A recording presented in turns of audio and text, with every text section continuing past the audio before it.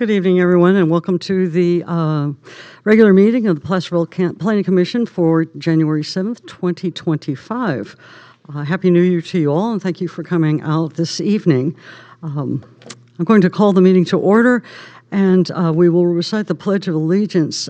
Afterwards, I would like to take a moment for us to remember the late President Jimmy Carter. So if you would please remain standing for a few moments for silence out of respect to the passing of our past president.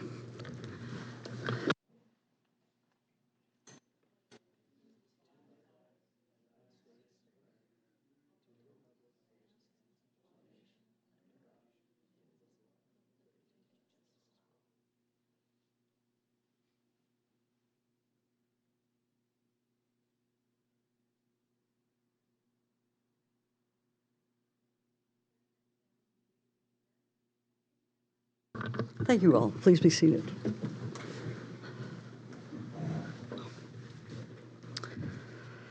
Ms. Hutter, will you please call the roll? Commissioner Friend? Here. Chair Keeney? Here. Commissioner Lepper? Here. Commissioner Smith? Here. All right. Next is our closed session report, which we have none. And the next item on our agenda is the adoption of the agenda. Can I have a motion to do so? Motion. Second. Motion and a second. All in favor? Aye. Aye. Any opposed? All right, thank you. Passes 4-0. Next is the consent calendar. These are routine matters enacted by general consent, and we have on our consent calendar tonight is approval of the minutes from our meeting of December 3rd. I have found one error on the minutes that I'd like to pull. Would you like to pull the? Okay, Yes, so please. we have a request to pull the minutes. And so then we'll move on to number 6, which is that item. And so you had a correction? Yes, just a quick one on page 3 of the minutes. Under 3C, the additional language about string lighting says 11 p.m. to 6 p.m. I think it should be a.m. Yep. 6. Turn off from screen lighter shall be turned off from 11 p.m. to 6 p.m. Okay. Or, sorry. Should it be 11? It should. The string lighting, because the security lighting, that's what it is. The well, security lighting is staying on. It's going to stay on. The string lighting will turn off from 11 And the string to lighting 6. comes on at 6 o'clock or? No, it just needs to be off between 11 p.m. and 6 a.m. Look at it. I had it circled as well. Because The string lighting should be off from 11 p.m. to 6 a.m. That's correct. Yes, that just made me question, was 11 a.m.? Yes, 6 Then the string a.m. lighting comes on at 6 a.m.? No, it's String off. lighting is decorative lighting, so it should go off at 6 a.m. 11 p.m. to From 6 11 a.m. p.m. to 6 a.m. For light It should be off. pollution. They don't need decorative lighting when the business is closed. And the security lighting is on. Correct. Yeah. Is that the way we've conditioned it and for other? It doesn't mean that it has to come on at 6 in the morning. It's daylight at that point. Right, so that's a little confusing. So, Come off and if they turn it on, it doesn't matter because there's not the light pollution that occurs from that at that point. so maybe, But I think in terms of accuracy of the minutes, I think that's what we called out. We had the discussion between the security. security lighting and the string lighting. And the 11 p.m. to 6 a.m. Off hours coincides with our zoning ordinance, section 10416. okay. Perfect. All right, And so then, we have that change. Any other changes? Clarification perhaps, on page 5, item number 5, and maybe this is what we conditioned, but it's unclear to me now why we would do it. Number 5, the applicant is responsible for implementing SB 1383 compliant waste bins within the interior of the eating establishment prior to the implementation of outdoor dining. And when I read that, it was unclear to me why we are conditioning something on the inside. Why does the request for the outside work impact the inside? And would that not apply to every other business that has that kind of waste and has to meet those compliant? It does. So SB 1383 is requirement for all commercial properties within California.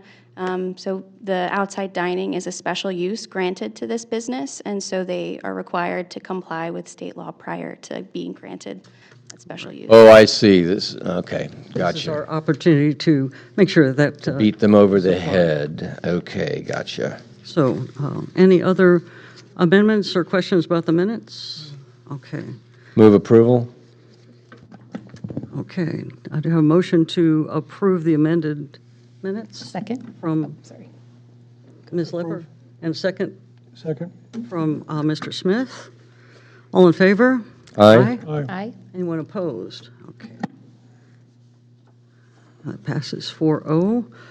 Next is number 7, items of interest to the public and public comment on non-agenda items. We open up this portion of the meeting for persons wishing to address the commission on any matter that's not on our agenda but is within our subject matter.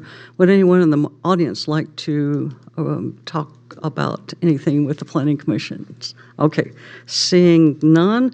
I'll move on to number 8, written communications on non-agenda items. We have We have none. none. Thank you.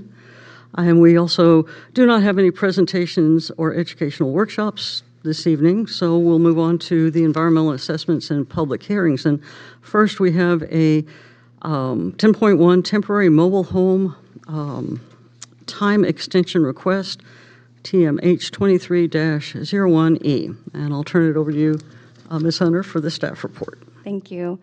So the temporary mobile home ordinance authorizes the Planning Commission to approve with conditions, or deny applications for temporary mobile homes or commercial coaches that meet safety standards where the need for the temporary use has been demonstrated and where the use would not adversely affect existing land uses. Temporary mobile home permits may be granted for a period of up to 1 year, and an extension of the 1-year approval may be granted by the Planning Commission for 6 months or longer if valid reasons for the extension exist. On December 5th, 2023, the Planning Commission considered and approved temporary mobile home, TMH 23-01, for the placement of a manufactured home as a temporary living quarters, while the existing primary dwelling, addressed 3168 Airport Road, is demolished and reconstructed. The approved temporary mobile home is 55 feet long and 12 feet wide, with 2 bedrooms and 1 bathroom. The approved location, shown in Figure 2 of the staff report, is located between the existing single-family residence and garage. On November 18, 2024, the applicant submitted a timely extension request for TMH 23-01, requesting an extension of the permit until the single-family dwelling is rebuilt and a certificate of occupancy issued. To date, the following building permits have been issued in relation to the project. Permit 22361 for the demolition of the single-family dwelling, Permit 22360 for the reconstruction of the single-family dwelling, and Permit BP 2024-705, which is our new permitting system, for the temporary manufactured home. All permits remain active. Based on the information provided in the applicant's extension request letter, specifically the anticipated completion date for the demolition of the single-family dwelling by March or April of 2025, staff anticipates completion of the reconstruction of the dwelling by 2027. As such, staff recommends that the Planning Commission consider an extension of the request by 36 months or 3 years, with a new expiration date of December 5th, 2027. The applicant, at that time, could apply for an additional extension. All conditions of approval from the December 5th, 2023 Planning Commission decision shall remain in effect and shall be included by reference, including minor modifications with the extension request approval.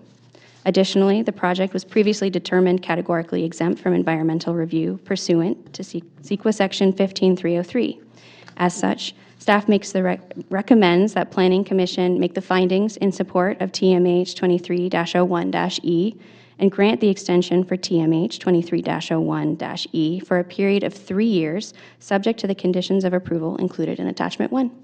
This concludes staff's report. Thank you very much. Any questions for staff on the report? Mr. Friend. Yeah, and first, for matter disclosure, I know the applicants personally. So I'm going to the request on page 5, that or the recommendation that we make findings to grant the extension. Kind of a general question, not necessarily directly specific, but if we were going to deny, we would also want to make findings for denial, correct? That is correct. Okay, so then my question, and again, this absolutely does not apply to this particular application, because I do know they've been making progress, and in fact, they submitted tangible information for the record that they are. But if we had a situation where the applicant had made no progress whatsoever, then the commission might consider that as a finding for denying the extension. I believe that would be the commission's discretion. Okay, but that's something we might use. Again, it's not clearly not applicable in this case, but when I read it, it just kind of triggered a thought. So, okay, thank you. Thank you, Madam Chair. Any other questions for staff? Okay. At this time, if the applicant is in the audience, would you like to add anything or underscore anything in the application? Does anyone have a question for the applicant at this time? But we would like to, give you this time to speak about your project. So, good evening. Maybe explain the photos. The new home will be constructed basically outside of the existing home's footprint and raised up. As the photos demonstrate, the property is covered with what's called placerite. And for anybody not familiar with it, it's a volcanic material that's very hard and it's labor intensive. So in order to raise the house up and put an underfloor area, that's the area that you see in the photos. It has taken since August to get to that point. And we've actually had to purchase a third demolition hammer because the first two have been worked so hard to break that stuff up that we had to purchase a third one because the other two are continually in the shop. So once we get the foundation done, we should be able to move forward and meet our 3 years. I'm glad you did come down to speak to us. I just wanted to make sure that I'm clear in your letter dated November 15th that you sent. You sent to city staff. You said the projected date is now estimated to be March or April 2025, and that's just for your demo. That's just for the demolition. Demolition project. Correct. At first, I saw project, and I thought, so they're going to knock it all down and get the house built by spring of this year? That doesn't sound realistic, but now that, you've stepped up, that's just to clear the way for the construction. Get one full foundation wall in order to get our new main service panel for electrical installed. We're going to go underground where we had overhead for PG&E, so we've been coordinating with them for over a year in order to do that. But we have to have the foundation for that full wall in so that we can put that service panel that is on the existing house and move it so we can actually power the mobile home. Okay. So we can't live in the mobile home until we get that wall in and get our service relocated. So that's where the March to April deadline is for us. So you think by then you'll be in your temporary mobile home? That is the goal. That's your goal? That is our goal. Okay. And as we all know, life happens, but we're making really good progress as long as the weather cooperates. It's really hard to be out there with extension cords and electrical equipment when you've got 8, 10, 12 inches or more of water that you're standing in. So we've got pumps that pump out that area when it rains, and then as soon as the sky's clear, we're out there, both my husband. Oh, so now I've met the one person in Northern California who doesn't want it to rain. Everyone else is a little afraid that it stopped. And Actually, we're very glad that it does rain when it does because it gives us the break. Because trying to shovel those rocks, and it's muddy, and it is so heavy shoveling it into the tractor, especially when the tractor is sitting 4.5 to 5 feet up above the underfloor area where you're working. So you're having to shovel it up and into the tractor in order to get it moved out of there. Tremendous amount of work. Very labor intensive, but it's going to be so worth it. It's our dream home and sweat equity. We have no problem doing that. Okay, I don't have any other questions. Any other commissioners? None. Okay. Thank you very much. Was there anything else you wanted to add? No, thank you for your time. You can sit. Please have a seat then. Would anybody in the audience like to talk about this project with the commission? Okay, then we'll close the public comment portion of this hearing and bring it back to the commission for action. This seems very straightforward. I was a little surprised that the staff report recommended such a long extension to December 5th, 2027. So I was talking to Ms. Hunter about that, and that's when I realized that the completion date of March or April 2025 meant demo. And so then construction on the new structure will begin. So I think it's reasonable.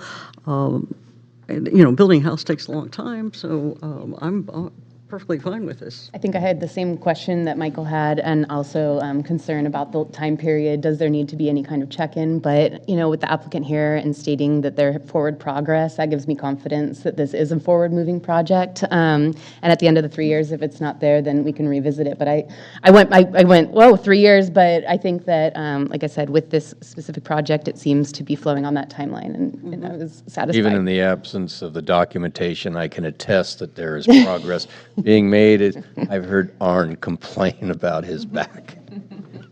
I don't have any problem with that kind of time period because, as the applicant described, unexpected things can happen, and they always do, like PG&E being late in installing something. Right, there's other The things to rains coordinate. come and go and so on. So they have an incentive because they want to live in the new place. So they're going to use all deliberate speed to do it as quickly as they can. I think it's very reasonable. Well, can we have a motion to take action? I will make a motion. Okay, Ms. Okay. Weber? I would like to make a motion that we make the following findings in support of temporary manufactured home 23-01-E as listed. That is a categorically exempt from CEQA 15303, that no changes in the zoning ordinance have occurred since the project approval in 2023 that would have relevance to the project, that there are no changes proposed by the project proponents, and that the applicant has applied for and maintained building permits for this project, and that we grant the extension for TMH 23-01-E, extending the approval for the placement of a manufactured home as a temporary living quarters while the existing primary dwelling is demolished and reconstructed for a period of 3 years with a new expiration date of December 5th, 2027, and subject to the conditions of approval included in attachment 1. Okay, thank you. We have a motion. Can I get a second? I'll second. You seemed a bit reluctant, so I understand. So we have a motion and a second. Ms. Hunter, would you please call the vote? Commissioner Friend, Aye. Chair Keeney, Aye. Commissioner Lepper, Aye. Commissioner Smith. All right, that passes 4-0. And there is a 10-day appeal for actions taken by the Planning Commission. However, this is not controversial, and we all wish you the very best of luck and wish you success on your project. Thank you.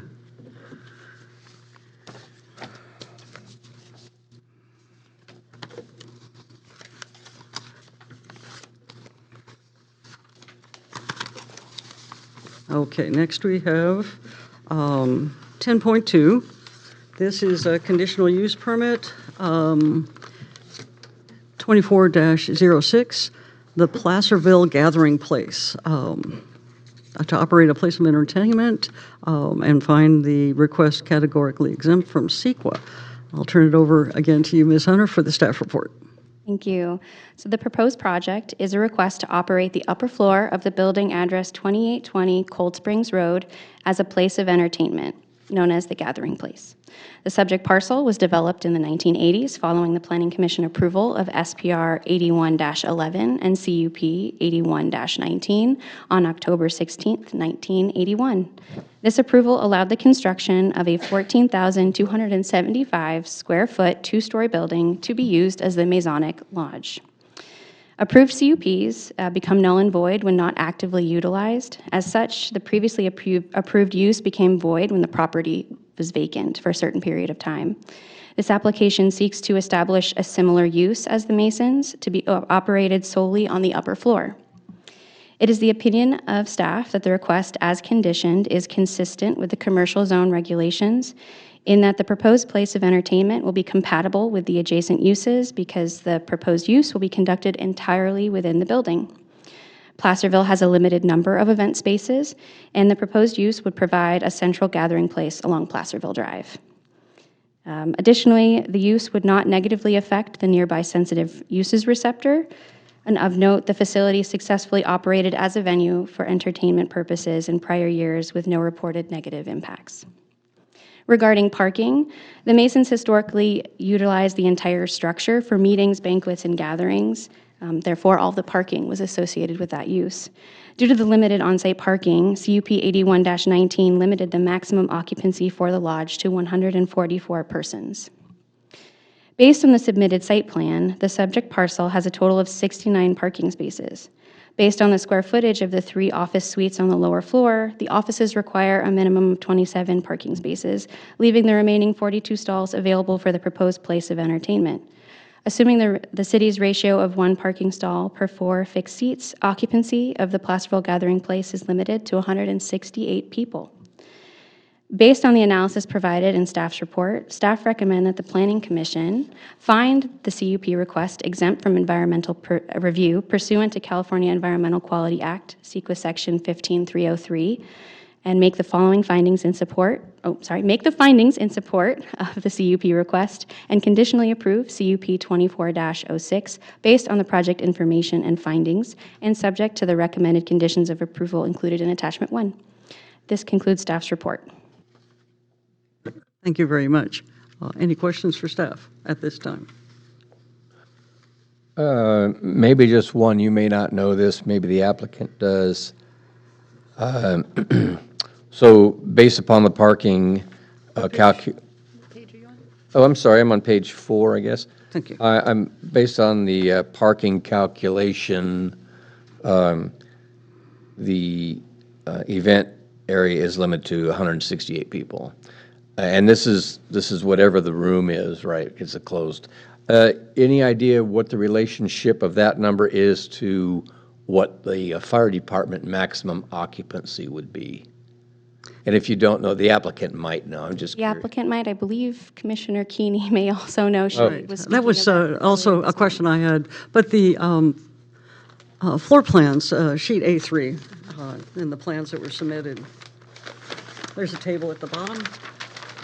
I believe it was somewhere in the 300s. Shows I didn't hear that that. the I believe it was in the realm of 370 or Oh, 370? 371, event room, meeting room, and then that also includes the That's- offices. But this is building load. See, I don't think that's fire department, is Well, it? occupancy load, I think that's a number based upon like in an elevator, how many people can get in an elevator based upon the average weight? You know, you can have 6, 10, or 12. I don't well, think we can that- ask the. Yeah, I don't think this is the fire The department. applicant is but here. We'll to- wait if the applicant. But I had thought, since this was drawn up by their designer, that would be keyed to the occupancy, but. Yeah, I think that's a weight load as opposed to safety. The fire department says maximum occupancy based upon a safety of evacuation kind of thing, so Yeah, so the, I was just curious how much different, and the only reason I was going to go, let's say, for example, the fire department was going to give them a lot more than that, and they wanted to have more than that, then, you know, could we work out parking changes? It could be a moot point, but I was just asking if you happen to know that. We'll see how the evening goes on. Maybe, it's probably a mute issue anyway. Moot, not mute. Moot. Moot. Okay. Satisfied? Oh, yeah, I'm done, sorry. Any other questions for staff? Okay. We'd like to ask the applicant to come up and tell us more about the project, if there's something you'd like to emphasize. And I don't know if anyone has questions for you. Good evening. And please pull the microphone. I do not have the exact number from the fire department. I just don't have that on me, so I can confirm with you if you need me to. It is bigger. It was able to open the space up, so it actually is opened up from what it was originally, the facility, how it was set up as the Masonic Lodge. I removed some of the storage space, so it actually opened the space up more. So I would say it's actually more safe because there's more access to the fire exits and things like that. And capacity is probably there's two different sides of the building. I don't know if you guys have been there. There's the right side, which is smaller, and then the left side, which is now larger. So 168 maximum occupancy is fine by you? It's probably lower than what it can be, if I need to confirm with the fire. I'll ask the question this way. Let's say the fire department says you may safely have an occupancy of 200 persons. Yes, Would you like to have 200 persons if it was possible? yes. So then the question becomes, and gets back to my original question to staff, is what would we have to do in terms of parking to do that? And that may not be something that we could solve here this evening, but it might be something that you would have the opportunity to work together with staff for that outside of this. We can approve this as it is, and then if there's a chance that you could gather more seating or parking to allow a higher accommodation, then you could work on that. That was what my thought. Yeah, and I've thought about that in the process of this whole thing. If I needed to find more parking, getting a shuttle service. I know the county offers that to Right, facilities right. as well. We want you to be successful, so Yeah, however we so might that's be able to definitely been a help. thought process I've had. Okay, thank you. Anyone else have a question for the applicant? Right. So I was concerned about the parking also. I don't know if you're aware of the complaints this city has received regarding parking out there on Cold Springs. And so we, as Mr. Friend said, we want this to be a success. Yeah. And hopefully 168 persons at this time will allow you to get started. And yeah, should you need to accommodate more people, we'll have to work that out at another time. But I'm glad to hear that you're willing to move forward, given the parking that's available already as part of the Parking's site. limited in a lot of facilities in Placerville, unfortunately. And you intend to keep your, the 3, I think it is, suites downstairs, those are going to stay. Those are daytime facilities, though, so Mm-hmm. it will be, events will be typically nighttime or evening or weekend events, and the other stuff operates during the weekdays. So That's it something should be that opposite. also had occurred to me, but that you as the building owner, manager of this, that would be something you would have to work out. I don't think it'd be appropriate for Planning Commission to suggest that, but, Yes. in the future, we come back, maybe it is part of the discussion, but Okay. thank you. Anything else you want to tell us about the gatherings place? No, I'm just excited to get open and have another facility for community events, and a lot of nonprofits are very interested in this.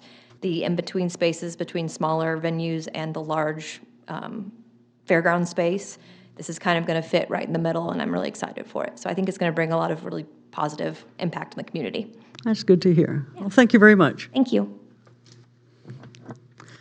Would anyone in the audience like to talk about this project with the commission at this time? Okay, no one's moving. I'll close the public comment portion and bring it back to the Planning Commission for discussion and possible action.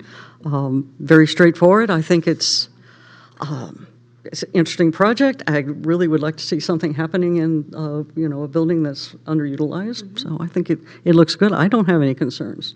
Anyone else? I'd like to ask, I'll defer. No, I don't have anything to She say. did touch her. All I was going to say She beat me to it, it was clear. It wasn't even a photo Slipper and finish. I was just going to compliment the exterior of the building is already looking great, and I'm excited for this kind of medium space like she described, and I had no issues with the application. I hope the chair doesn't take this the wrong way, but can you explain a little bit about the complaints of parking on Cold Springs? Because I wasn't aware. Due to the apartment buildings across the road, that there have been. Well, there's problems with the apartment. There's not enough for the parking up there. oh, for And if that. you've been occasionally, yeah. Okay, because I know I read that the no events had caused No, an not issue with this. the sensitive receptor or whatever the apartment was It's called. Cold Springs Road is Yeah, what I'm gotcha. concerned Okay. about. They're just parked on the right there. Right, When and you're- Right. So using the available parking is important to me. Yes. Because I don't, well, Right. people tend to grab We wouldn't whatever want to spot they want overflow to. and exacerbate that.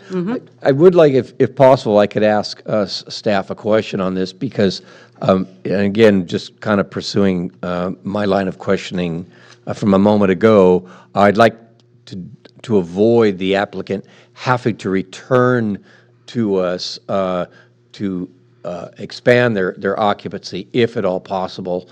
Is there a way to craft the motion so that it would leave the door open for them to work with staff for expanded parking? Let's say, again, this would all be based upon what the fire department says. So presuming that the fire department says, you can have more than 168 people. They'd like to accommodate that if at all possible.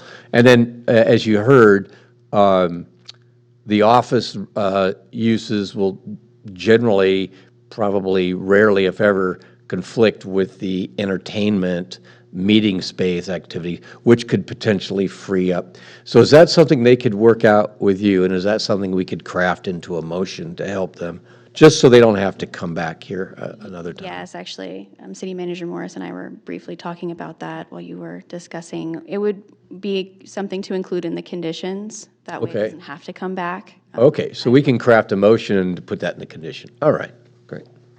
Thank you. To that point, my discomfort with that is I would want the public to have the chance to comment on it. And it, really would depend on the amount and location and the use. So I don't know that I'm comfortable having it just at the staff review, especially if it was adjacent, if it was on site, like we're talking about the suites downstairs.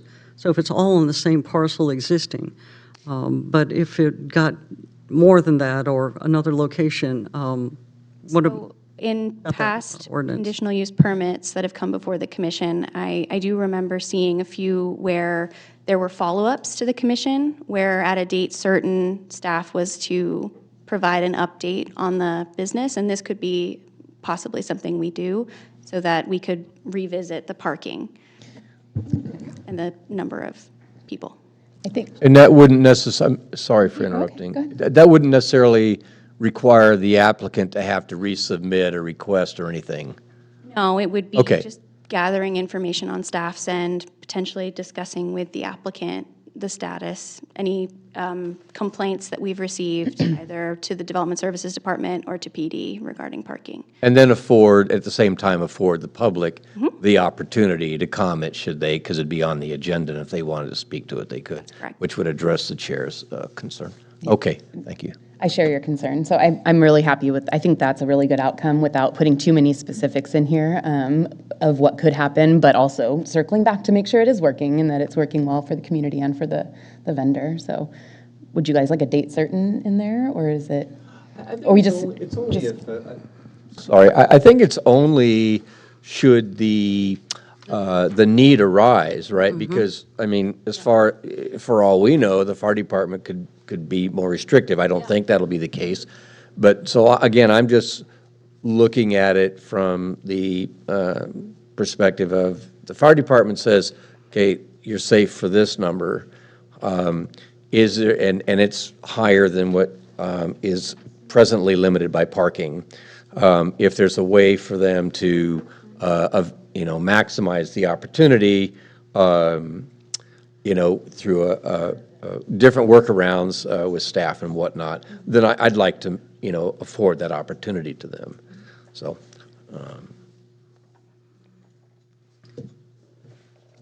I need some time to write. So what would that language look like? I'm going to see, it'd be a condition 9. I'm going to see if I can come up with something that might be palatable to everyone that will work.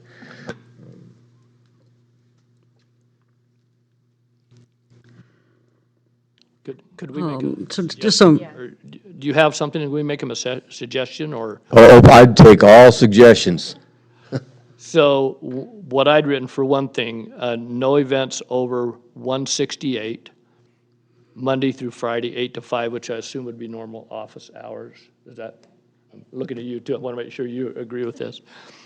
Or if it is during those hours, so it's a 169 up to the maximum occupancy, fire department occupancy, then off-site parking would be required. So they would have to off-site and shuttle people to the site for that. And then the third scenario would be if they exceed the 276, which is the maximum parking for any hours when in the evening hours. That- 276. So there's an upper four times cap the then. 72, that's the 276 that would be there. If it's over that, up to the maximum fire department allowed, then it would also require off-site parking and shuttle service. Does that sound good to you? Okay. So exceeding 276 during business hours, is that, so the business suites downstairs aren't impacted? Right, Okay. that's why I say the Monday through Friday, 8 to 5, that's normal office hours and should pretty much work. Okay. Exceeding up to fire marshal capacity, okay. How's that sound? What he said. What he's, okay. I wasn't able to capture that as quickly, but I'll take that language. It made sense to me. Exceeding, 270, or up to fire marshal capacity will require off-site parking. Okay? Does that address your concerns? I think so. Okay. That seems manageable to me, or reasonable, I should say. And that'll just be appended to condition number 3. We talk about occupancy for the event space. It's limited to 168 persons. Oh, yeah, modify 3 as opposed to adding a 9. Right, so just modify number 3 as amended, okay. And then staff would still recommend that you have an update within a certain amount of time. Annual, 1 year? What do you think would be reasonable? If I may, an update would only be necessary if there's going to be a change from the 168, correct? Correct, but if you're going to be using shuttle service or off-site parking, it might be beneficial just to review that, Okay. just for a brief update. So we could Even if do, nothing changes. Doesn't have to happen every year, just, I was going to suggest in the first year perhaps, but I would recommend the first year.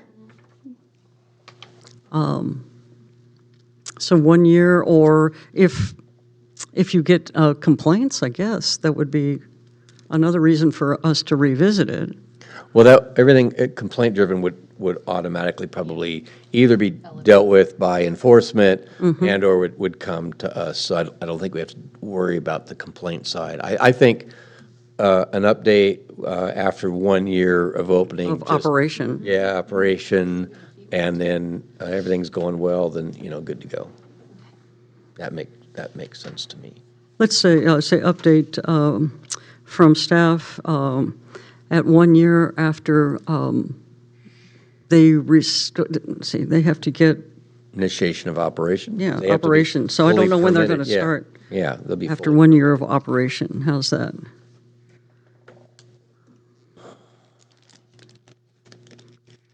Okay. So we have 2 amendments.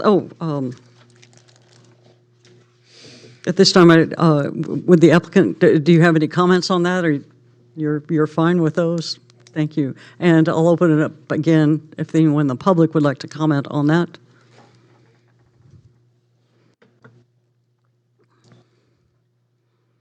Hello, Michael Drobish, Placerville. I don't know, did the city calculate the existing parking and with maximized striping, the maximum number of event parking? So you have that number, and you could make your conditions, you can have your event up to this number, and then they might have to apply for a special event permit if they're going to have a big event that would then trigger, staff would be, with that special event, staff level, they would be writing up the conditions for the shuttle, where it's coming and going from. Just something, you should already be able to determine the maximum number of event parking for the location, right? And if the fire department says, we'll let 200 people in this building, and they have 210 parking spots, then they shouldn't have to do anything above and beyond that, I'd think.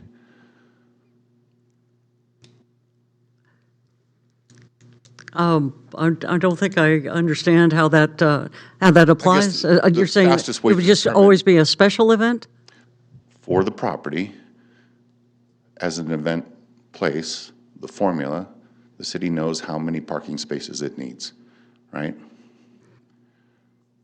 But they have an existing parking lot above and below the event center now. So those are, I'm just asking Right. what's the maximum number of parking for an event? maximum number of Well, parking stalls. right now, There are a total of 69 stalls on the site, which, assuming the way we calculate parking requirements for these sorts of establishments is 1 stall per 4 fixed seats. So that would be 276. Okay.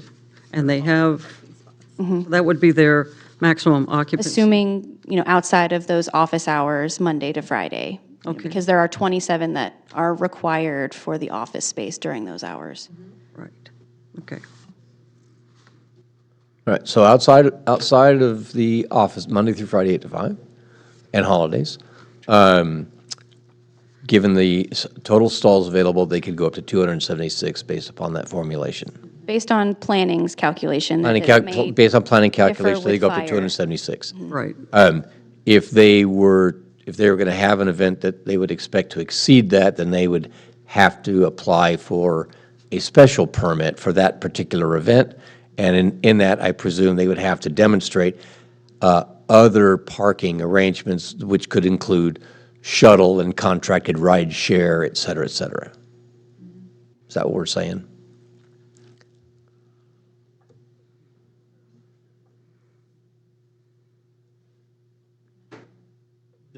I think it's kind of up to you if you want to require that. My assumption was that we would tell them, and there's a condition will be in here, that they can go, without applying for a special event permit, they can go up to their maximum occupancy, but they need to arrange for that off-site parking and shuttle or whatever.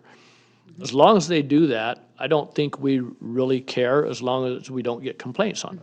Okay. Well, I like that even better, frankly. That keeps Yeah. it simple, and that also recognizes that not all events are going to be at the maximum occupancy. That's going to happen, occasionally, maybe a lot if you're successful. Okay, we're good with that. But, and again, a lot of things, corrections are complaint-driven within the city. We'll deal with it that way. You seem like a good tenant of the city, as it were, and willing to work with us. So I'm comfortable with this arrangement and what the Good. city Yeah, administrator I think I said. don't want to add too many, Thank you, Michael, for your conditions, comment. especially since we have things covered, under ordinance and code enforcement. Yeah, and without overcomplicating things at this point. Right, yeah, good point. Would anyone else in the audience like to comment, since we opened it back up? Okay, great. So we have the minor amendments. Entertain a motion? Right, I'll take a crack at it. I think I got it. So I would like to make a motion to find that this conditional use permit request is exempt from CEQA, that the following findings, as listed on page 5 of the staff report in support of conditional use permit 24-06 for operation of a place of entertainment within the commercial zone, the following findings as listed in numbers 1 through 5 on page 5 of the staff report, and to conditionally approve CUP 24-06 located at 2820 Cold Springs Road based on the project information and findings included in the staff report and subject to the recommended conditions of approval included in attachment 1 of the staff report dated January 7th, 2025, and to amend the conditions of approval to detail that events during the week from Monday through Friday from 8 to 5 shall not exceed 168 people.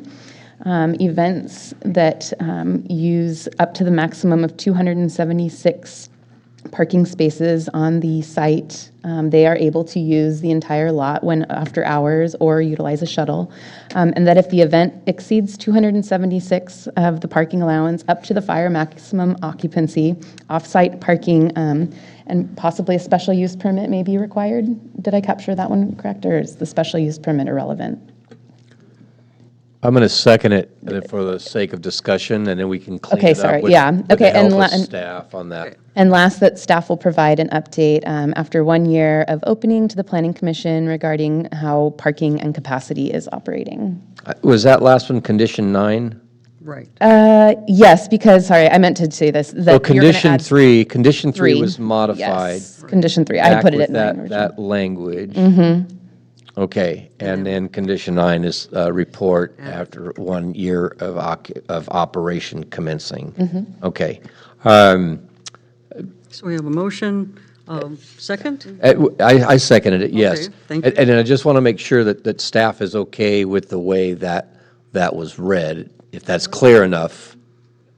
I think we are. My only question is, I assume that that the fire department maximum will be more than the 276. I don't know that, but I just want to say, you may want to say 276 or the fire department maximum. Oh. I think I did, but if I didn't, I had written it up to the fire department maximum occupancy. I thought I So heard for that, sure, yeah. if I didn't say that, I heard that. intended to. So that was the third one, the 169 to 276, or 275. And then 276 and up to the fire maximum occupancy will require the off-site parking.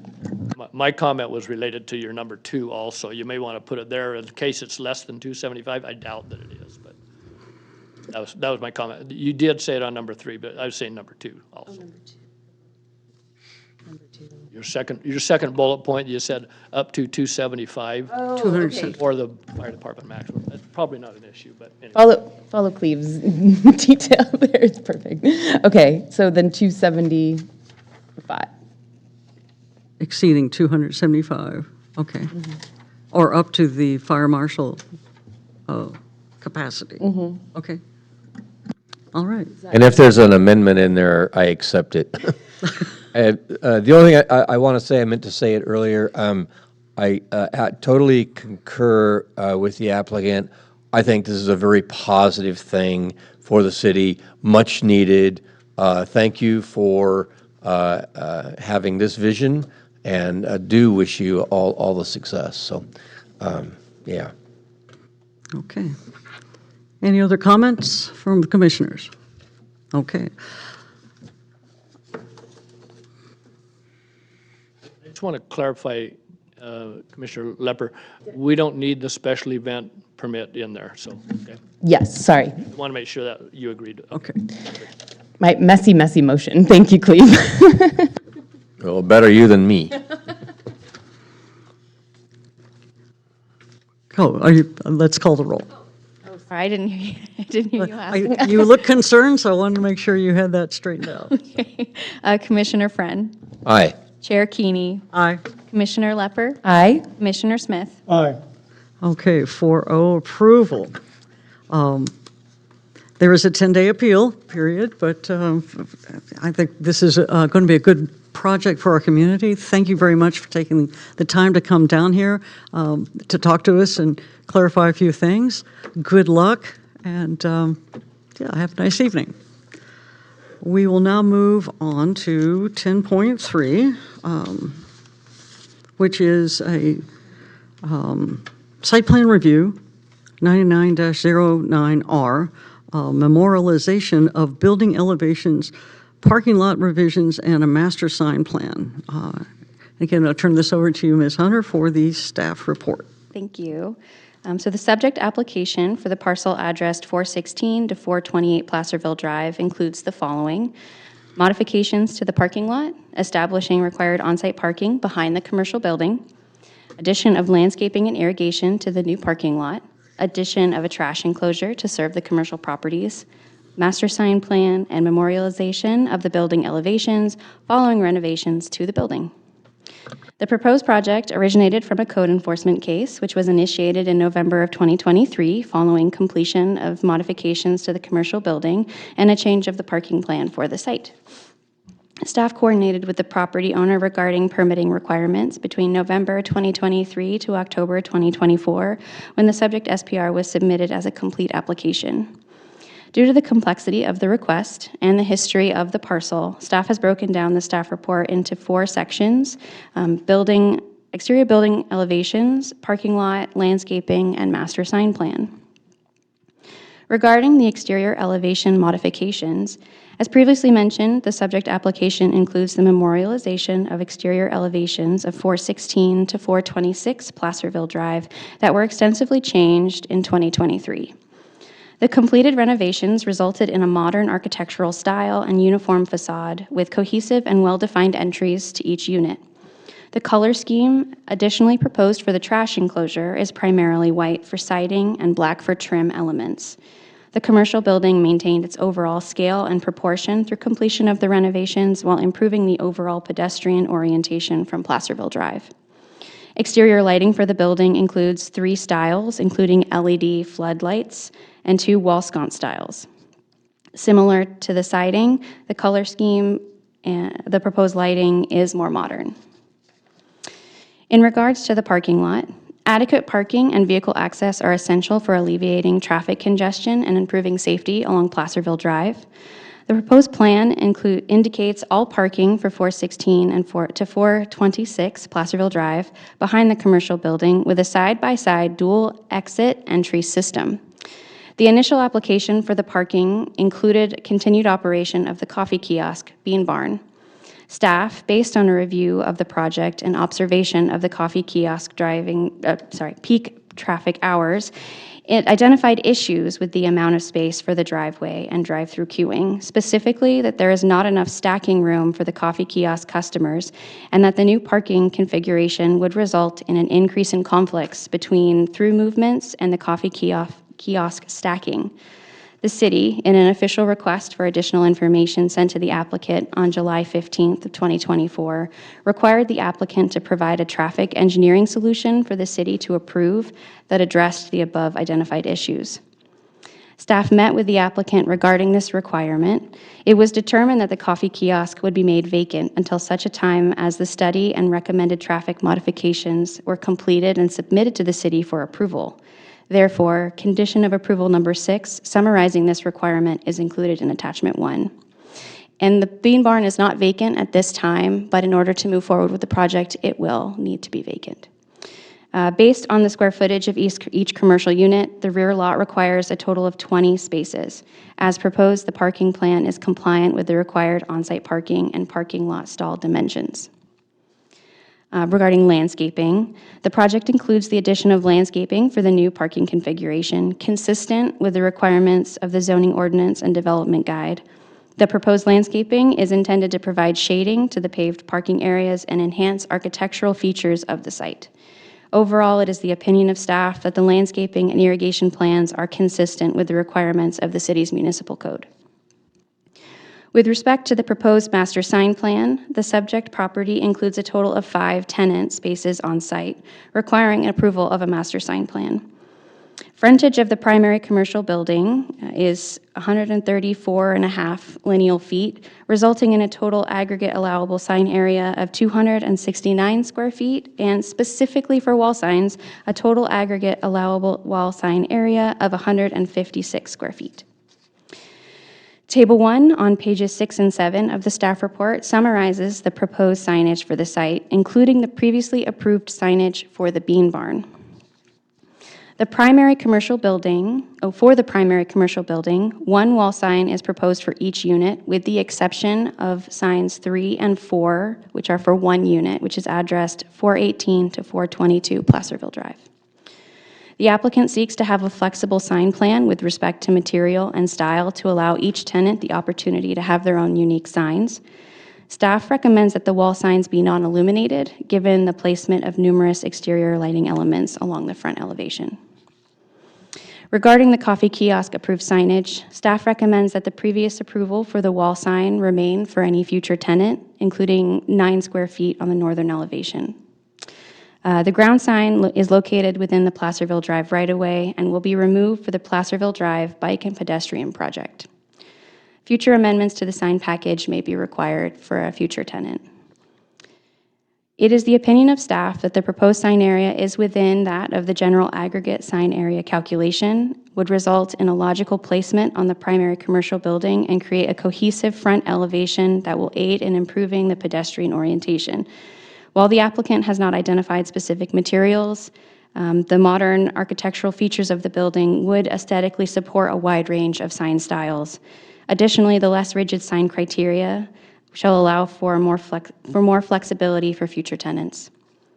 Based on the analysis provided in the staff report, staff recommends that the Planning Commission find the request categorically exempt from environmental review pursuant to California Environmental Quality Act, CEQA, Section 15301, make the findings in support of the SPR request, and conditionally approve SPR 99-09-R based on the project information and findings, and subject to the recommended conditions of approval included in Attachment 1. Of note, following the distribution of the packet, staff received a recommendation for consistent language for the conditions of approval. As such, staff is recommending that the conditions refer to the property owner in all instances where the applicant, owner, or developer are used. That concludes staff's report. Thank you very much. Yeah, we covered a lot of ground in one application. I had one question about the combining signs 3 and 4. So the rendering we were provided, the evenly spaced signs. So what would that look like for suites 3 and 4? Would that be one larger sign, or would we just have one sign over the main entrance and then either lose sign 3 or 4? Are we just going to leave it open? I just don't want something that is out of scale. So if you got 1 and 2 look a certain, or have a certain amount of square footage, but then 3 and 4, what would that look like? It might be very similar to Mountain Mail across the street, Okay. where there are technically 2 distinct businesses within one unit. That's a possibility. Another is that there's one business that utilizes 2 signs. So they would be entitled to the same amount of square footage, but I don't want us to, underscore the nice balanced look that they struck for the remodel. Okay. Any other questions? I had that same question because I was trying to understand if that meant that they were going to have 2 of the same signs over, or just one sign, or.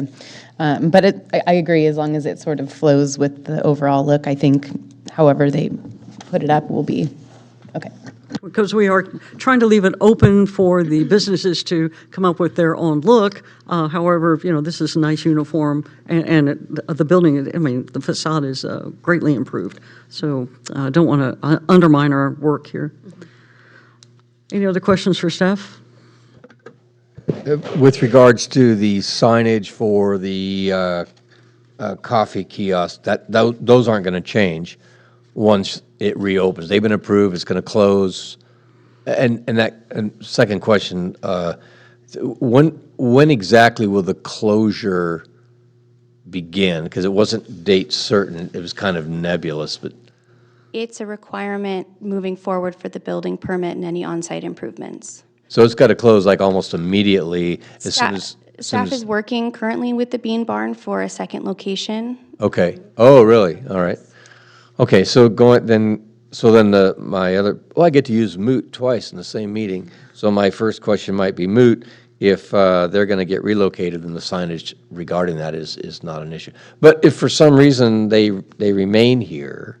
Or come back. Or come back, COVID twice, geez, they return, they would still have the signs as approved existing. Just the one. Just the Wall one, yeah. sign. That actually is historically the only sign we have permits and approval for. Okay, all right, got it. Aside from the ground sign, but the ground sign will be lost because of the Placerville Drive improvements. So that's why Okay, in my report, likely another master sign plan amendment will be required for a future tenant. okay, all right, thank you. Thanks for that clarification. To staff, though, and echoing the chair, a lot of ground covered in this application. You did a great job with it, though, by the way. It was very, very easy to follow everything. So thank you. Any other questions for staff at this time? Okay, our applicant is here tonight.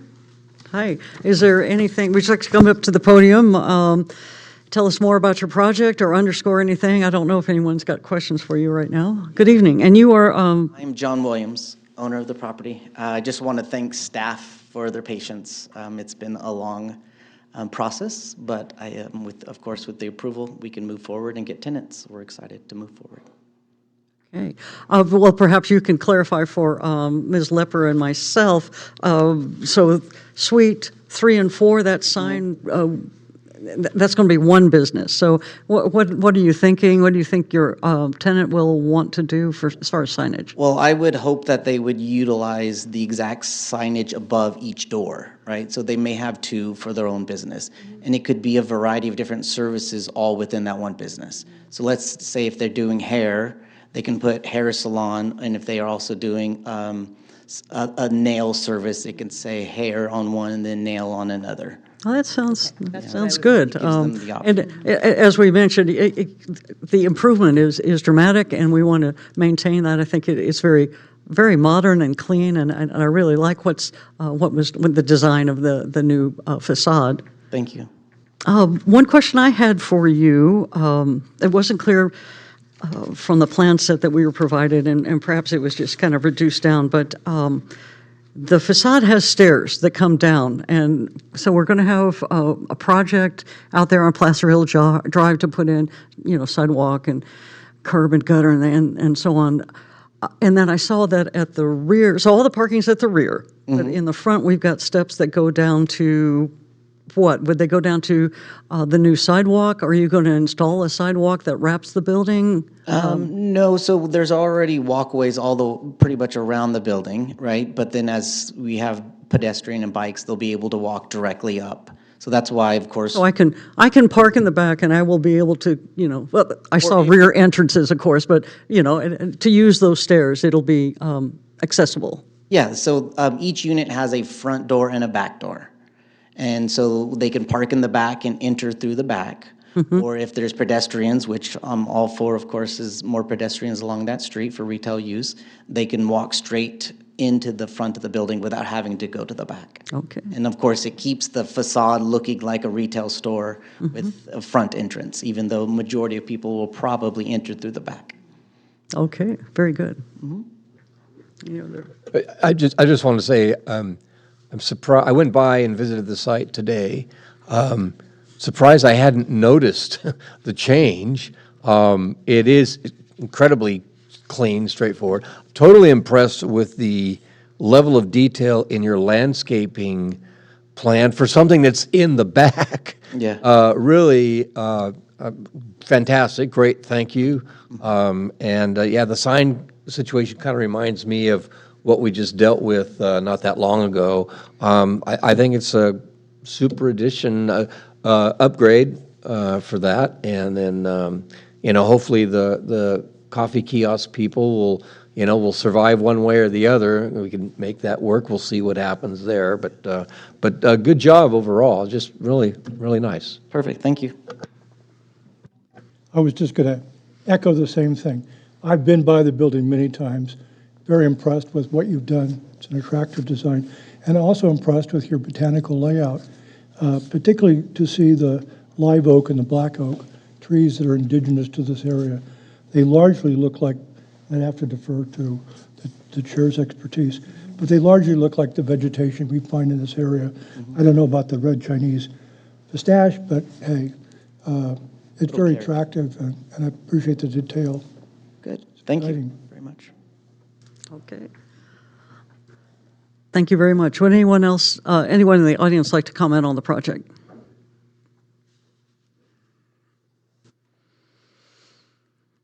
Good evening. I'm just going to discuss how to keep the coffee shack open, throw out some ideas.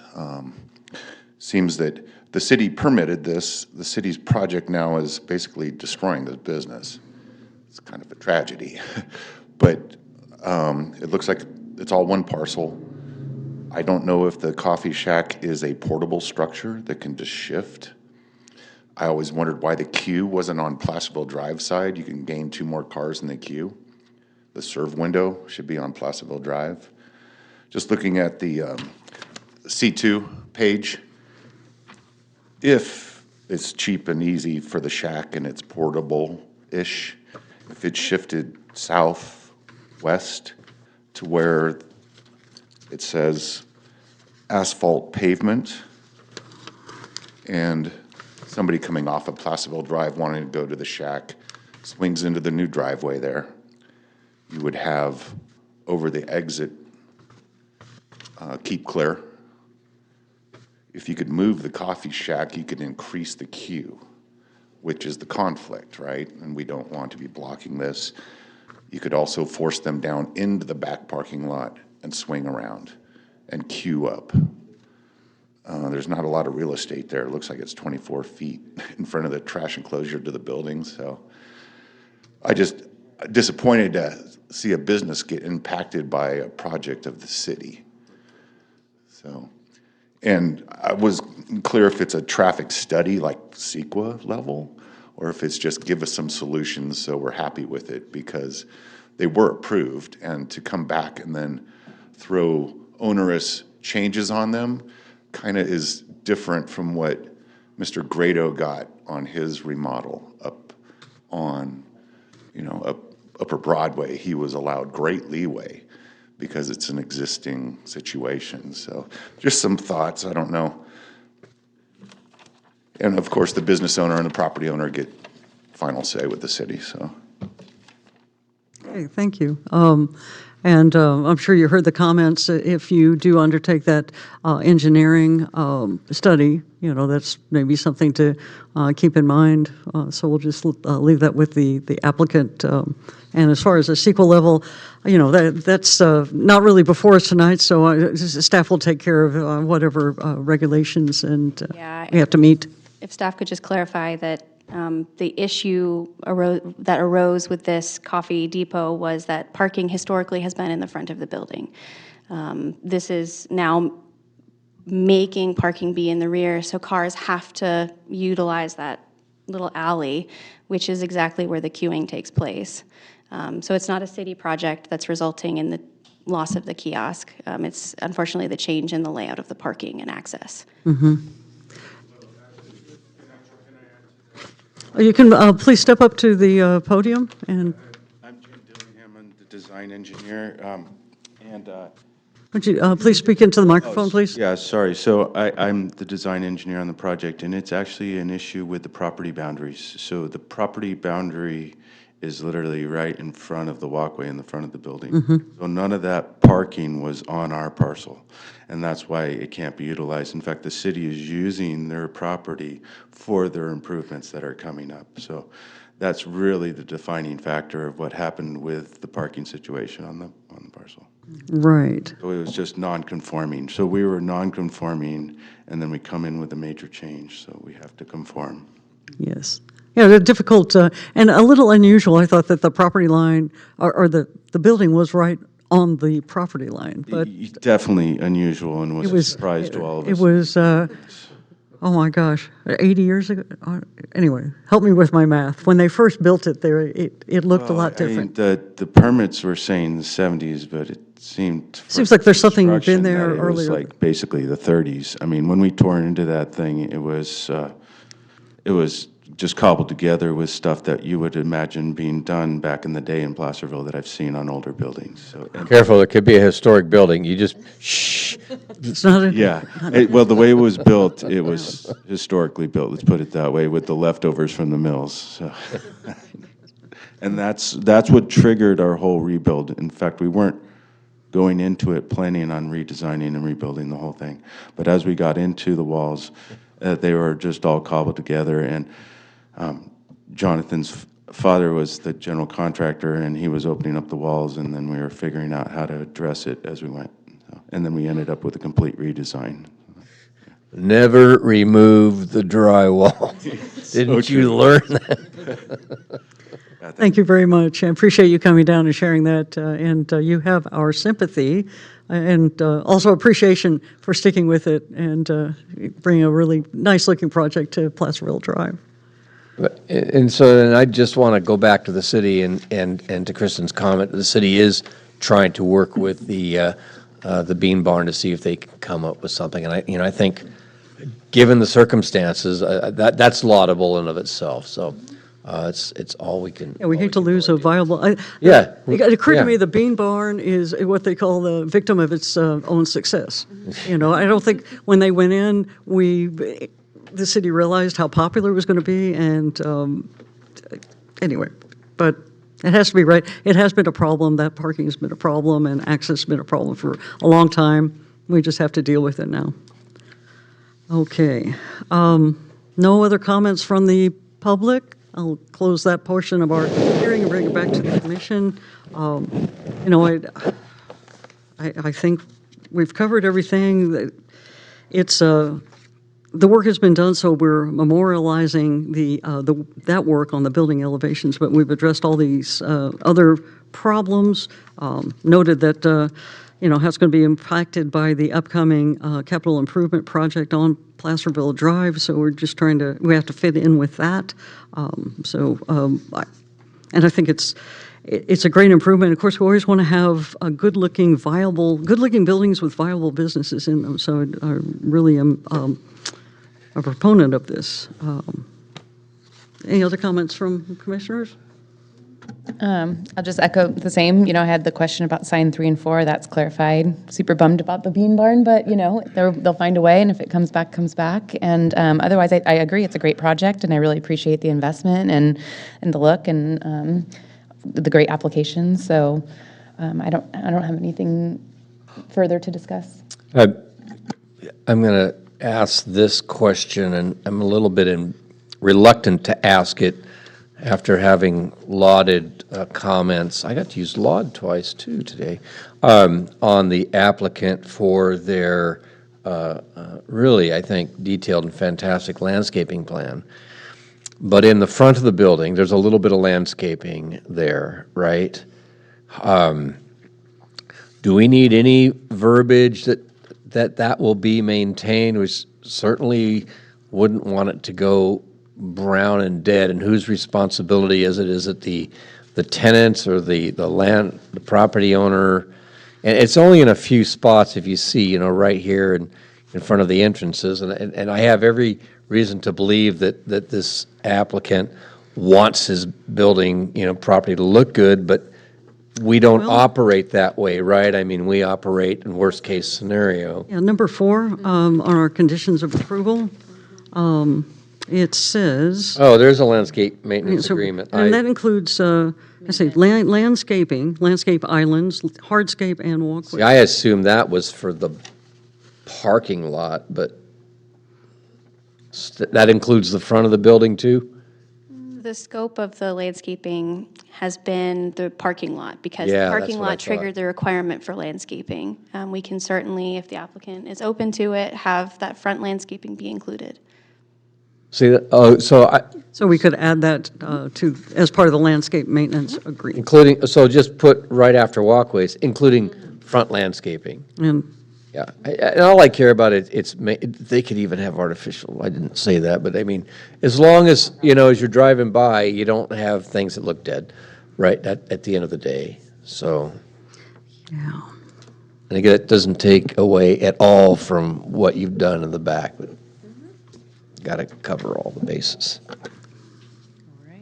Okay, so modest amendment to number 4 to include the front landscaping.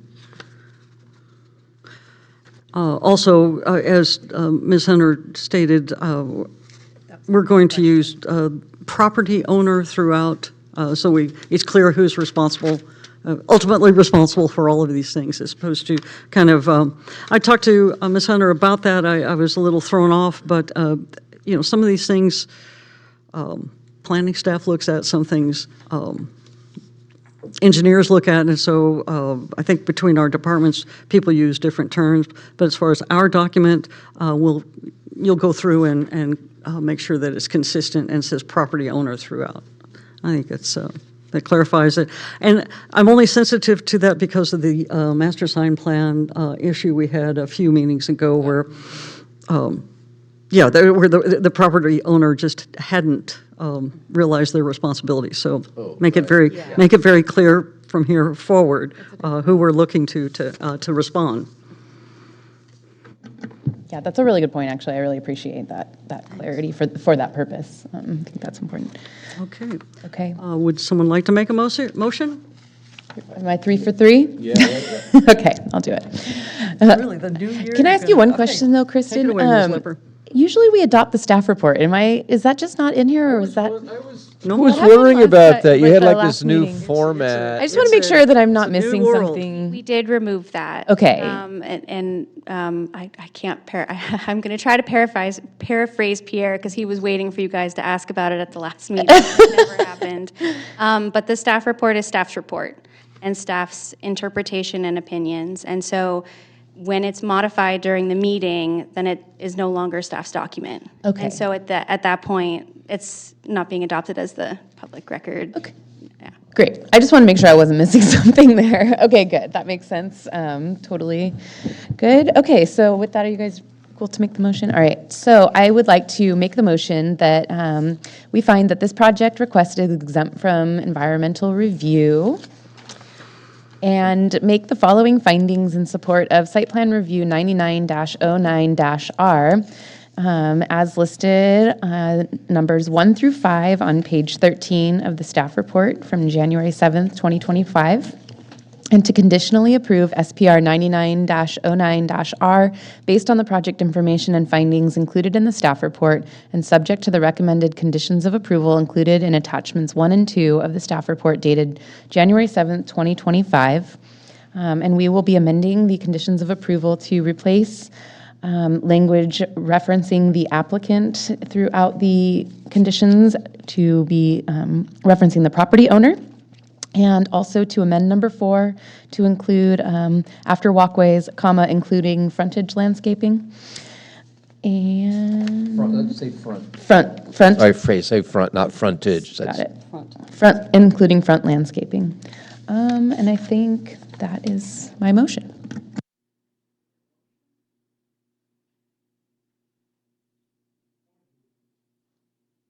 Into your microphone, Commissioner Smith. Is that a second? Loud enough, but yes, I would move for it. So we have a motion and a second for Mr. Yes. For the YouTubers. Smith. Thank you. All right. Any further discussion? No further discussion. Please call the vote. Commissioner Friend, Aye. Chair Keeney, Aye. Commissioner Lepper, Aye. Commissioner Smith. Aye. Okay. 4-0. Congratulations. There is a 10-day appeal period, but we all wish you the best of luck and, move forward. Thank you very much. Appreciate you coming down here, taking time to come down and answer a few questions, actually to both you, Mr. Williams and Mr. Dillingham. Appreciate that. All right. So that takes care of all of our environmental assistance and public hearings. So let's keep pushing forward to on our agenda for the continued items of which we have none, but we'll move on to new business. Mr. Smith would like to take a break. You would like to take a break? Okay, certainly. Let's take a break for 5 minutes. We'll reconvene at 7:25.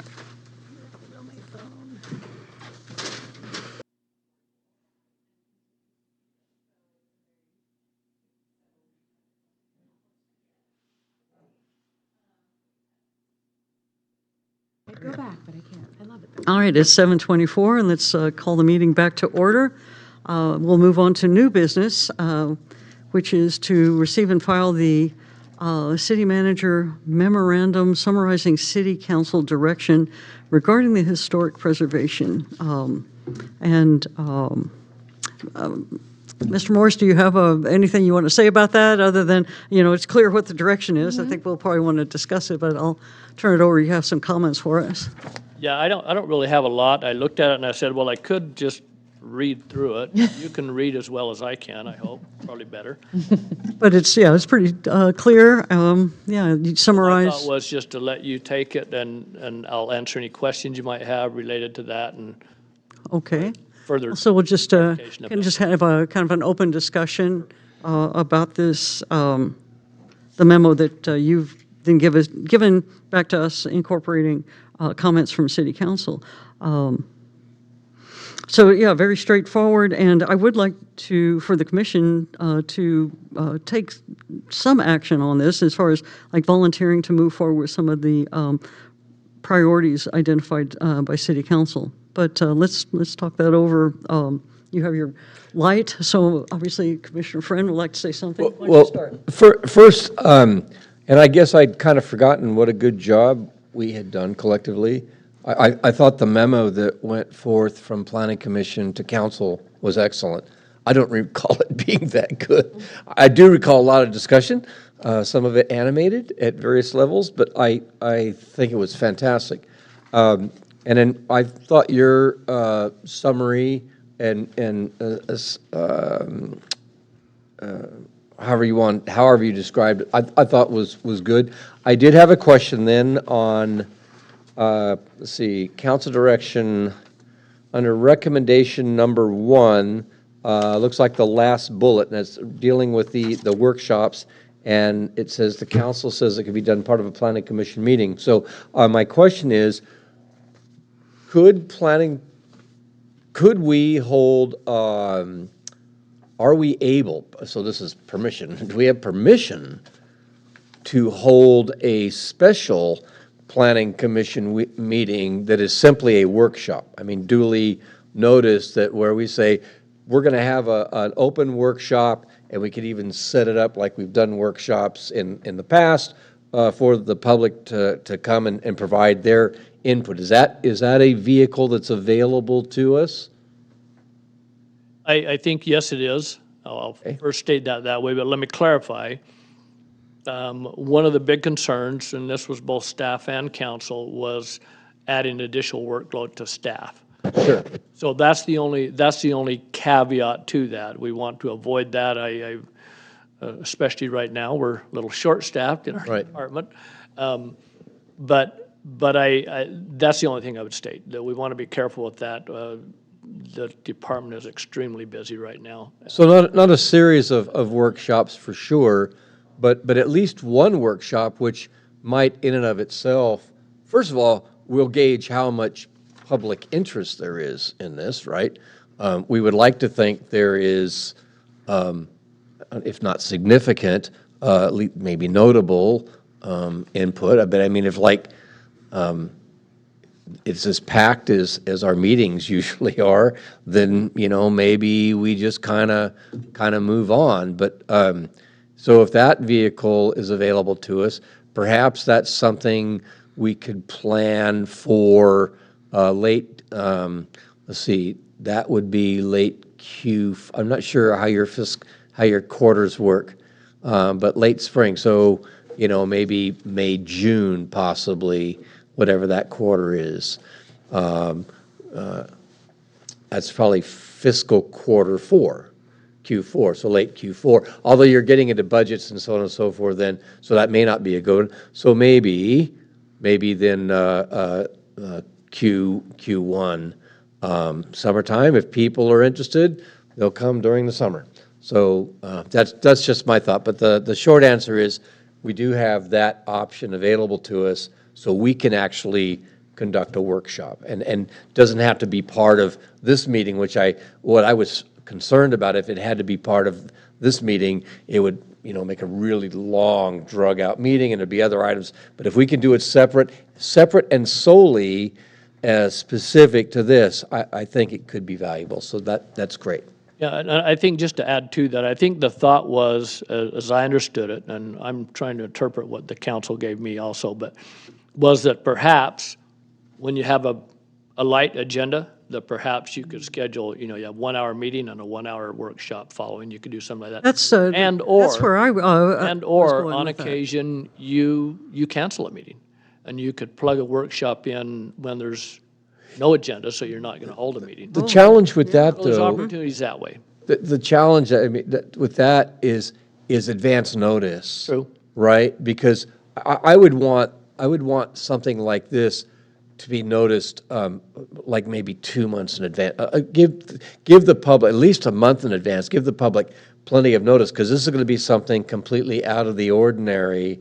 I wouldn't want to do it on short notice, and run the risk. So my inclination would be that it be a workshop specific and solely on this particular topic. That's what I would push for, but we can certainly have that discussion. I'd like us to consider, taking smaller bites, and, breaking this down into elements that, we want public comment on. And we have, a spot on our standing agenda for workshop sessions. And so it would be, we would be able to plan for it.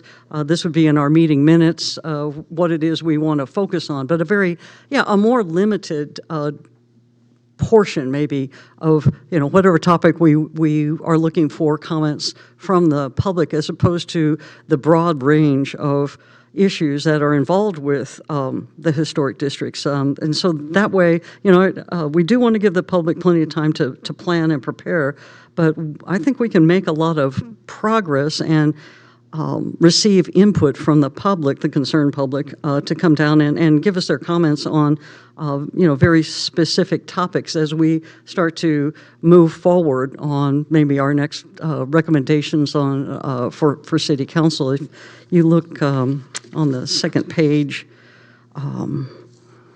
Council agreed that the recommendation, highest priority for the commission would be to the systematic examination of the current standard for review.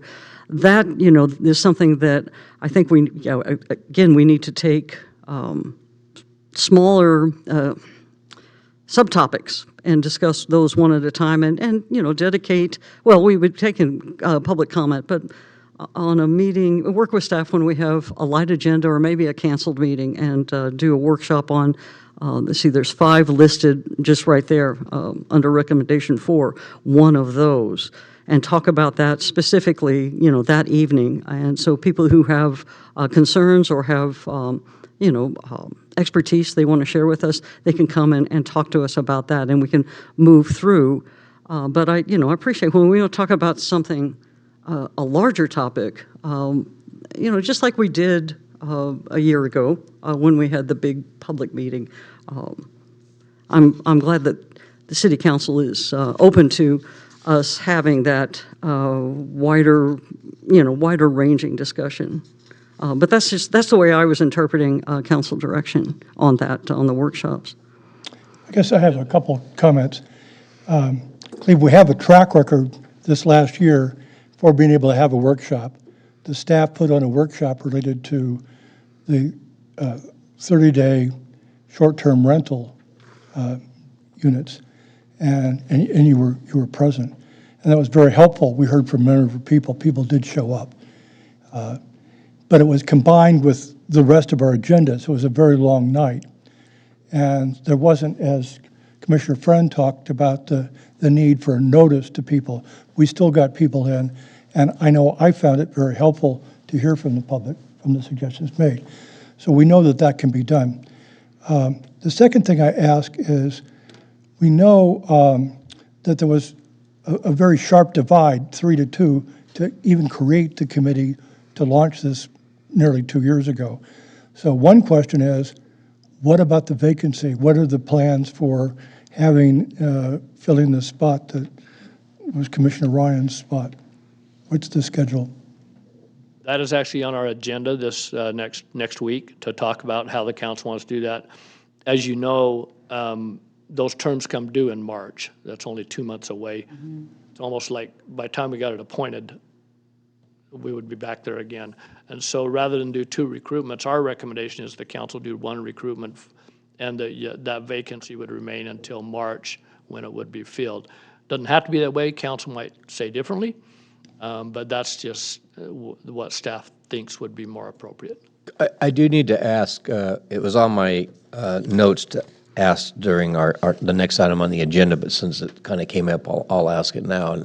And should the chair suffer, and God forbid, get a bad cold or something and can't make a meeting, who we don't have a vice chair. That's the oddity. So who did the bylaws speak to who chairs the meeting? I didn't have an opportunity to look them up, but I don't recall how that would normally fall to. I don't. I mean, we could do eeny, meeny, miny, mo, but how would that work normally? And I think it's just good for us to know in advance, and I'm certainly have no expectation. In the bylaws, Wishing me ill No, health. no. Great way to start off. But you the know, new year other there. things happen in life.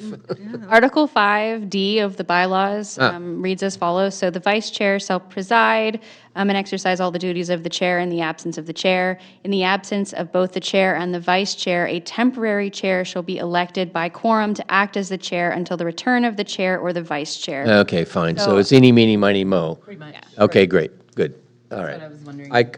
If I could have found my bylaws, I wouldn't have had to ask that question, so. I think the other comment Make a copy. I've got, they're in a file someplace. Oh, no, not in a file. Sorry, sir. Michael, Yeah. how could you file? Well, the file cabinet, they're in a file cabinet somewhere. Fireproof? Yeah, no. Maybe. Okay, anyway, enough. I should put them in the gun Let's safe. go, we'll come back to this matter before us right now is the direction from City Council. I think Commissioner Smith. Yeah, because I think that usually when you have a committee, part of the reason you do that is to defer their expertise, something they've been looking at for, in this case, 2 years. And Councilmember Ryan can refresh my memory. But I think what we proposed was that you break it out into several component parts. So the first workshop would be on the guidelines themselves. What should we have for guidelines? And the reason we explained that that's important to start first is because when it comes to these things that some have talked about, such as whether there should be another historic district, mainly Main Street downtown, you really want to address this other issue first.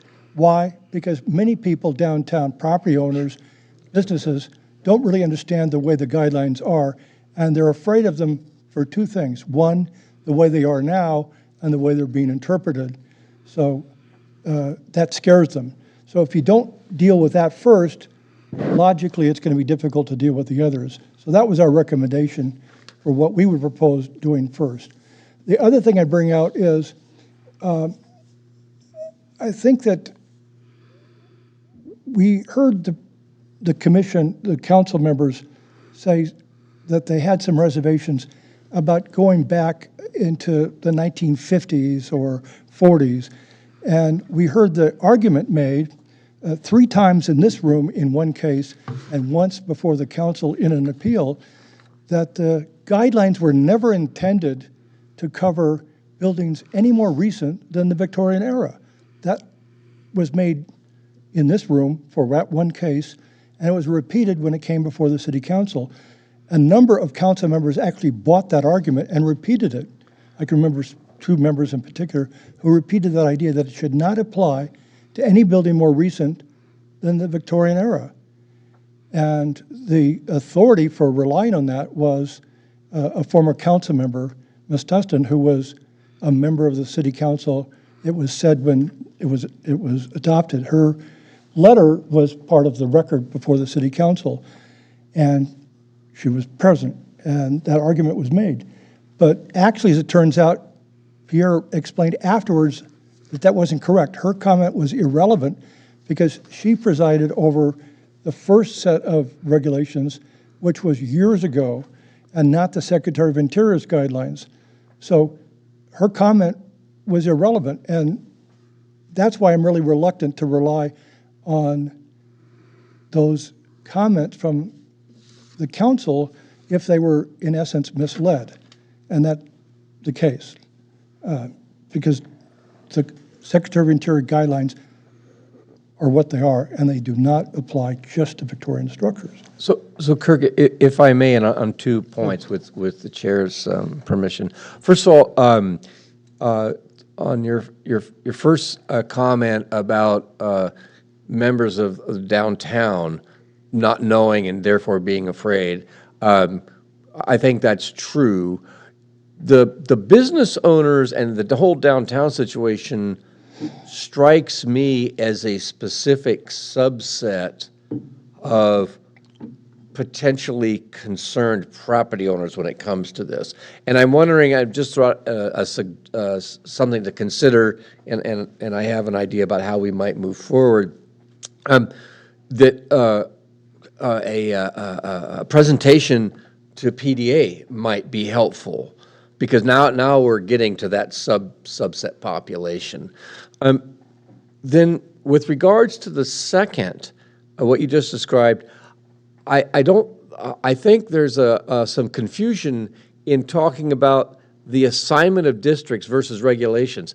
I think the issue was that I recall Councilmember Carici, I could be wrong about this, but it seems to me that it was the intent of establishing districts had nothing really to do with interpreting regulations or redefining regulations. It was when the city decided to establish historic districts, the intent was to preserve the Victorian era and earlier historic buildings. It has nothing to do with the SOI at all. It had to do with what the city wanted to accomplish, what action they wanted to take. And I think I think that's probably true. At least it rings a little bit more true to me than they wanted different regulations or something. So, and if you remember in our workshop, Councilmember Clerici even said, do we even have buy-in from people? Because remember the structure from like the 1950s and the aluminum windows, and he said, yeah, my little house got caught up in this district right at the very end of it, and there's nothing historic about. It's an old 50s house, man, and I just want to kind of upgrade the windows. And I thought it was a reasonable thought to question, how were those districts, drawn, and what kind of public input was there. What I would like to have proposed, and not for the purpose of trying to cut off any further discussion, is that we agendize for our next meeting or our next light agenda meeting, okay, if we can do that, this topic specifically for us to decide which of these we might want to try to tackle and get some actual traction on, okay? I think the thing I follow up with you on that is, and you can correct me, my memory, but I believe Cleve can help us out. But I understood that Pierre said that the city council specifically gave the staff direction to look at the issue of having an historic district added to Main Street, Placerville. So it was something that I understood Pierre to say that the staff had was directed to bring up. Is that correct? There is something Well, about... I think we're getting distracted by focusing on the downtown, which is not a district that we have in existence officially right now. We've talked about buy-in, whether to form that, whether the property owners are interested in that. What we have today are 3 historic districts, primarily residential. There's some commercial buildings within them, and I think that's really what the Planning Commission needs to work with. If the City Council directs staff to move forward with designating downtown as yet another independent district, that may come to us, and it may be in process. But what we have today are the 3 existing historic districts, and we have struggled applying the SOI standards within those districts. And it's caused us a lot of heartache, a lot of headache. Took up a lot of meeting time in the past. And as I read recommendation 4, creating a framework to more clearly guide the commission in their decision-making process, I think we should set aside the idea of, what happens in a potential downtown district and look at our existing districts. And these, there's 5 ideas or 5 bullet points there. Take on that and how we feel how we feel that can be used to create this framework that's stated. And then it becomes more useful to us because this is what we talk about the same things whenever we get an application before us. And part of that is, the age of the structure, considering whether we should cut off historic designation at whatever arbitrary year. But the wildlife safety has come up, and most common concerns are windows and siding. These are the small bites that I was referencing earlier. Take on these topics first and see if we can't make some headway as a group to make our own framework. Then summarize that. I think we should probably send that back to City Council to keep them updated on our thoughts and how we intend to apply them before we, move on. But, we definitely need to have their approval.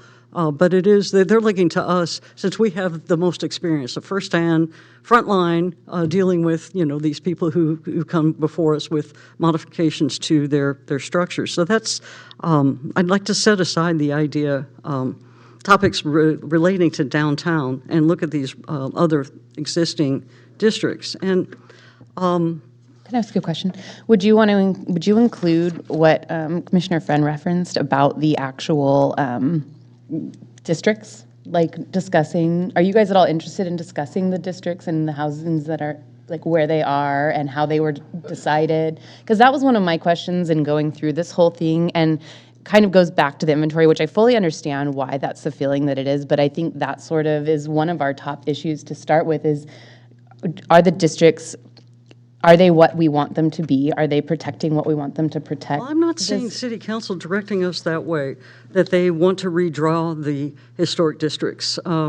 Okay, Because number then 3. when you talk, that's what I'm saying. So I'm getting a little confused when I start to like approach these questions and think about it. Then But it's confusing. So if we were to say, okay, but not after 1950, so then which house is that? And do you see what I mean? It kind of it opens up a can of worms. But if you read council direction, it says, wait on that until the other recommendations have been completed. So tonight, what I thought, we could make a step forward, or steps forward, to start addressing these other recommendations. And, since number 4 is it was a high priority for us, and, council agreed with, our assessment of that. What I was going to do is ask if I'm willing to work on this and bring something back. Again, we can, within our existing agenda, Kristen, can we make this as part of 13.2, Planning Commission matters? Make that maybe not a standing agenda item, but as we come forward, we have something we want to share with the group. Would that be a logical placeholder for us to talk about these on a regular basis? I would say if you want the public to be aware of certain topics, you may want to make it a sub item to 13.2, so 13.1. If you have a specific, because if you want public input on it, it might be beneficial to have at least what the discussion point. So I within think 13.2, have a title and maybe assign someone who's going to lead the discussion. Yes, and it could also go under maybe new business. Yeah. Okay. See, I like what the minimum requirement or standard that I would like to have is it is absolutely agendized as a very specific item, whether it's under new business, which would be my preference, or under 13.2, that it's very clearly agendized so the public can see, and if they desire to participate, they can. I want to go back to, and before I forget, I agree with you, Madam Chair, that Downtown is not a historic district, and so we have to be careful about getting caught up with that. However, many of the structures that we care about from historic preservation are there. And so we need to, and this goes back to doing a presentation in front of, PDA or whatever. We do need to, we should not ignore them because they aren't a district. A lot of the resources that we want to protect are there, so we need to have at a minimum outreach to them and be providing direction. So it's a little bit different than the other districts. Agreed. I was going back to what I was gonna kind of suggesting about having a specific agendized thing. To be honest with you, I look at recommendation number 4, which the council said was the highest priority. I look at these items as matters that I would want the public to comment on, and I would say kind of in a workshop. But if nothing else, these are the things that I would like public input on, right? Oh, definitely. Right. So Public what's input happening? for So all these things, right. and there are some other items in here that I would like us to discuss about possibly getting to. I think there's some low-hanging fruit that we could probably get to. So at the very minimum, if we could just, I would phrase it, discussion and action on the council's memorandum, council's direction per city manager on memorandum submitted to council regarding historic district. I would start there, and we could have just kind of a summary that the commission is going to review these items and possibly develop some action plans on direction that we can take amongst ourselves. That's kind of What I'm hearing now is that you don't feel like we're ready to move forward and have members volunteer to lead a discussion. No, I'd like to have this agendized to have a little bit broader discussion. I think it's a little bit too much to take on right now Okay, at this, fair enough. at this moment. I don't know how the other commissioners feel okay. about that. Commissioner Friend, I didn't mean to mislead you by talking about the downtown district issue. It's just that my understanding from Cleve, from when Cleve was here before with Pierre, is that Pierre was saying that the council had directed the staff to look at that issue, to Right, consider. we've heard that from In staff any event, before. you can't do any of this without issue number 1 being the guidelines. You've just given another example why they don't work. Someone talks about aluminum windows. I'm the only one in the room, I may be mistaken, but I'm the only one in the room who's been a property owner, as the family has for 70 years, including those properties from the 1950s, way back, actually 1910 to 1961. All old buildings, and know about those issues. Also, the only one in the room, I may be mistaken, who consistently opposed the Secretary of Interior guidelines being adopted by the Historic Advisory Committee, and then by the Planning Commission, and then by the City Council, precisely because it was going to be a mess. It's not specific. You have to modify it to meet our standards. And that's why at our last meeting when when Cleve was here, I asked about something that I'd raised with the city attorney in Cleve's presence, which was, how do we go about it?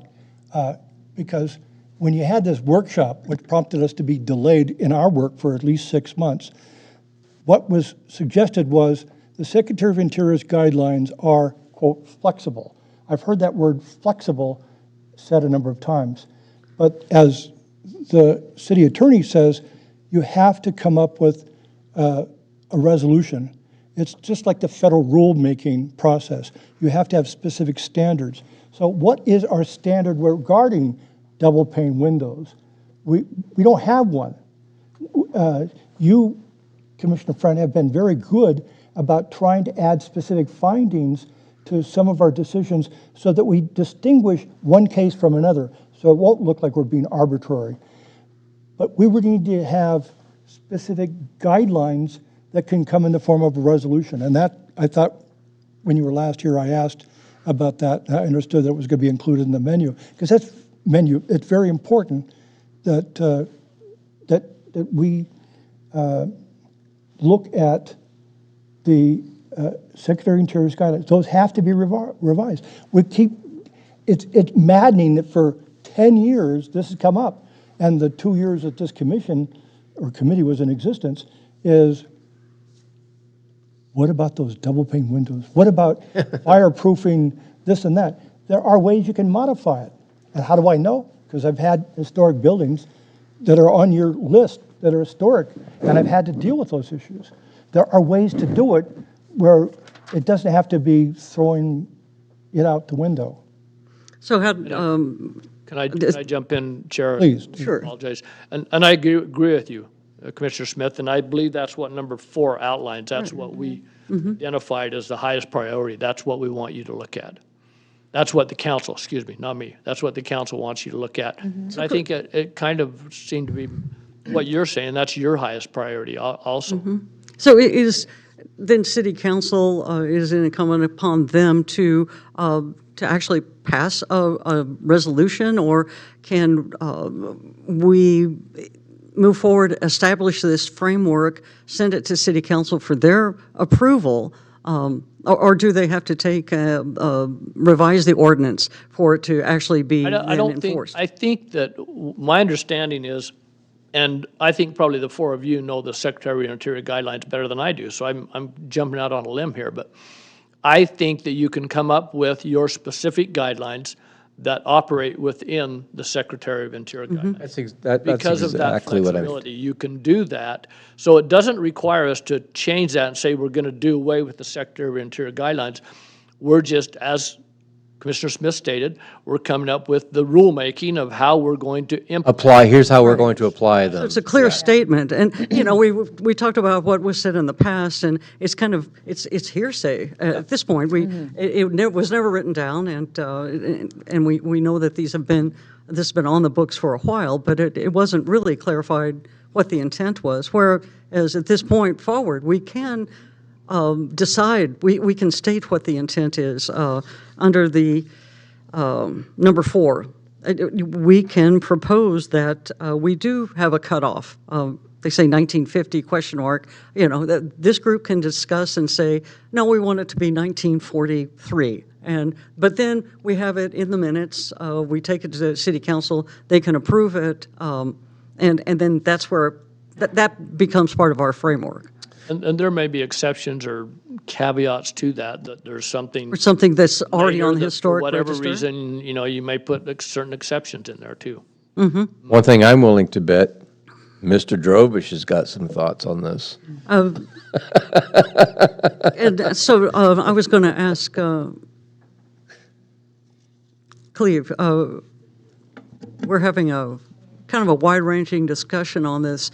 Is this appropriate to open it up to public comment tonight, or should we agendize But it it? has to be. We have to, it's on the agenda. So, Point You do one. have to open it up to public comment. I want to stress, though, that you notice the action on this was to receive and file. receive and correct. file, right? Oh, absolutely. And I think the recommendation would be to, absolutely, we'll reschedule it for your next meeting, I'm assuming, and staff can work with you to help maybe provide some direction of how you move forward.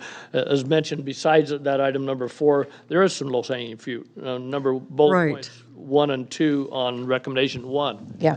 Absolutely. I was actually hoping someone on the commission might I had- volunteer to back assist. Quite a while ago, I had worked on website language and sent it, and we just never circled back to it. And it's probably, I'd have to look at it again. It's been a long time. So I'd be happy to help with both the website and the flyers. I have your name both. That's tonight. my, Both of- that's both right of up my these alley. bullet- It really is It in my really wheelhouse. is, It right? is. Yeah. But then the second part of that is what I would like to personally do as a commissioner is I'm going to go out and start researching and just looking at cities and see if I can find an example of an SOI that other cities are using, maybe a couple. I know Pierre has done a lot of legwork on looking at comparable cities and things. And so, And I'm which just one is my that? own personal curiosity, I'm going to I- go I and poke around. have- To see it, number 4. Number 4. I mean, I'm To curious see what if we can Jackson does and get- Sutter That's Creek what I'm saying. does, So right? I'm just going to poke around and see if I can find something. I love to edit rather than write. So if I can find something that's a good base. Absolutely. That I've actually starts us identified there. another community I think is a good candidate for us to modify their. Which Oh, one? good. Who? What's, Who? you- I'm sorry, I didn't hear. you can tell me. Let's bring whatever. it forward at the next That's meeting. fine. Because I don't want to get too far afield. I agree, Since so- our direction was to receive and file, but I'm glad to hear that you've already started Yeah. doing some investigation. I'd like to look into that. And on then, like I this. said, I would be happy to help. I actually have done some website updates that I will circle back in my email, look at some, and see if they're still relevant and good. It was just tightening and fleshing out of language that's there. So it's not a big staff load to change. And then second, if we are ready for informational flyers, I'd be more than happy to work with Mayor Note to do that. And then as far as coming back to this one, I think we've kind of established, let's put it on the agenda going forward, and let's all kind of put our brains towards SOI standards and see what we come up with and circle back to have this discussion. Also, as we move forward, any documents that you want to refer to, we need to get copies to staff so that they are included in the packet for distribution. So we have gotten pretty far down the road on this, and thank you for reminding me we need to open it up for public comments. So we'll let Mr. Drobish, since you're the only one here, normally, But Councilmember Carter's here. but he's standing here, ready to comment. And if I could continue, normally Assume they forget. Yeah, nor- just no reason. normally we Just like couple to of- say that normally we try to limit public comment to 3 minutes, but since you're here tonight, and Mr. Carter, we will extend the same to you. If you would like to go a little bit more over the 3 minutes, please do so. And so I'll turn it, good evening, good to see No you reason again. to reinvent the wheel. You don't have to go look at all the other cities. State Office of Historic Preservation already helps cities with this. They will help you draft ordinances. Historic districts, it's all just cut to the chase. Go to the State Office of Historic Preservation. It's under the parks of the state of California. You can have them come and give you informational presentations, or you can Zoom it. Hopefully we have that technology. You could do 15, 20, 30-minute presentations in one of your agenda categories just for public and your own, refreshment of everything. So there's a gigantic resource there, and there also help if you will do enough work in the historic preservation avenue, and they will help you. You become a certified local government, and then the state is required to spend 10% of its federal funds onto those California certified local governments. That gets us to some of this money we need. And, their office is probably right down the hill in Sacramento, and they might send somebody up to be in person if you want. But giant resource of all kinds of stuff that's already there. Thank you. That's fantastic, Mike. Thank you. Mr. Carter, okay. Turn off the, okay. I actually want to make a motion. We're just receiving and filing, Sure. so. Still wanted to make a motion because I thought you were headed towards a direction that you had in mind of a couple items. And I'll just describe what I have in mind before actually making it. But I do think that it's necessary to approach the first issue, which is guidelines and making specific modifications. For example, that 1950s house, whether we like it or not, is covered by the Secretary of Interior guidelines. However, there is nothing that stopped us and still stops us from coming up with a regulation via a resolution that would outline modifications of those guidelines, specifically for a 1950s house, that you can have a double pane windows. But that's been coming up for 10 years, over and over and over, and it's going to continue to come up until we modify it. So you don't have to throw out a 1950s house, you just have to make the changes to the guidelines to make sure that those houses are applied with some common sense, so that they can be fire resistant and they can be have all kinds of modern touches while still being consistent to that 1950s ranch style. So what I'm suggesting is that we have as the first workshop one formatted just like we had with the Airbnb issue, devoted to just that one night, with the idea that we won't necessarily come up with some solutions that night, but we're going to learn some things. I know I did every time we've heard from the public, and that would be the idea. So that's what I would propose is, and I don't know, that would be terribly taxing on staff, is to have one meeting that's devoted to that subject where we provide adequate notice to the public to come in and hear from them and find out these kind of information. Because I certainly learned a lot about Airbnb from that one night, as crowded as that evening was. So that was the kind of resolution I was going to come up with for Well, I think groups. we've already discussed having this as included in our agenda, and I would like to keep it in 13.2 for Planning Commission matters. I do know that for our next meeting, we have at least 2 items. Is that right? I read the notices, and now I'm. We have 3. We have 3. We did have an item continued from our meeting in December. That's right, the third Yeah. thing. So perhaps. I'm thinking that we're going to have to go into at least February. And to Commissioner Smith's point, Kirk, and I agree with you, I'm just wondering if we should check into the State Office of Historic Preservation and find out if in fact they might have someone we could bring up, because you bring up an outside speaker, and again, that would be at no cost to the city. I'm reasonably certain on that. The state's going to come up and do it. That would probably generate more interest from the public, so we get it noticed, I would say, at least a month in advance. We could do it either as part of a regular meeting or even, if we have somebody coming up, it could warrant a separate meeting. If that's the case, probably not in February because that's a short month, but that's a weed detail. But anyway, but kind of approach it that way. But in the meantime, given that next meeting is full, I would request that we have this. We can have it under 13.2. That's fine. But agendize specifically under 13.2, just as we had the special committee agendize, but with a very specific title as to what we're going to be Right. addressing. Okay, And I think, what I related. think we should do is date certain if it's possible. I don't know what the workload is going to be, Kristen, but for our February 4th meeting, implementation of city council I've direction. seen the grin. We tentatively have 2 conditional use permits and a presentation from Marshall on their parking for February 4th. Okay. So we can add it then, or we could look at the next. I think I don't want to lose sight of this, so since we already have the pretty full of agenda for our next meeting, let's put this on our agenda for February 4th, 13.2, and then all of us should come prepared with our ideas and perhaps summarize them in writing, provide that to Kristen. Please let us know the cutoff date so that you get it in plenty of time The to include it Monday, in the the week packet. prior to the meeting. What's that?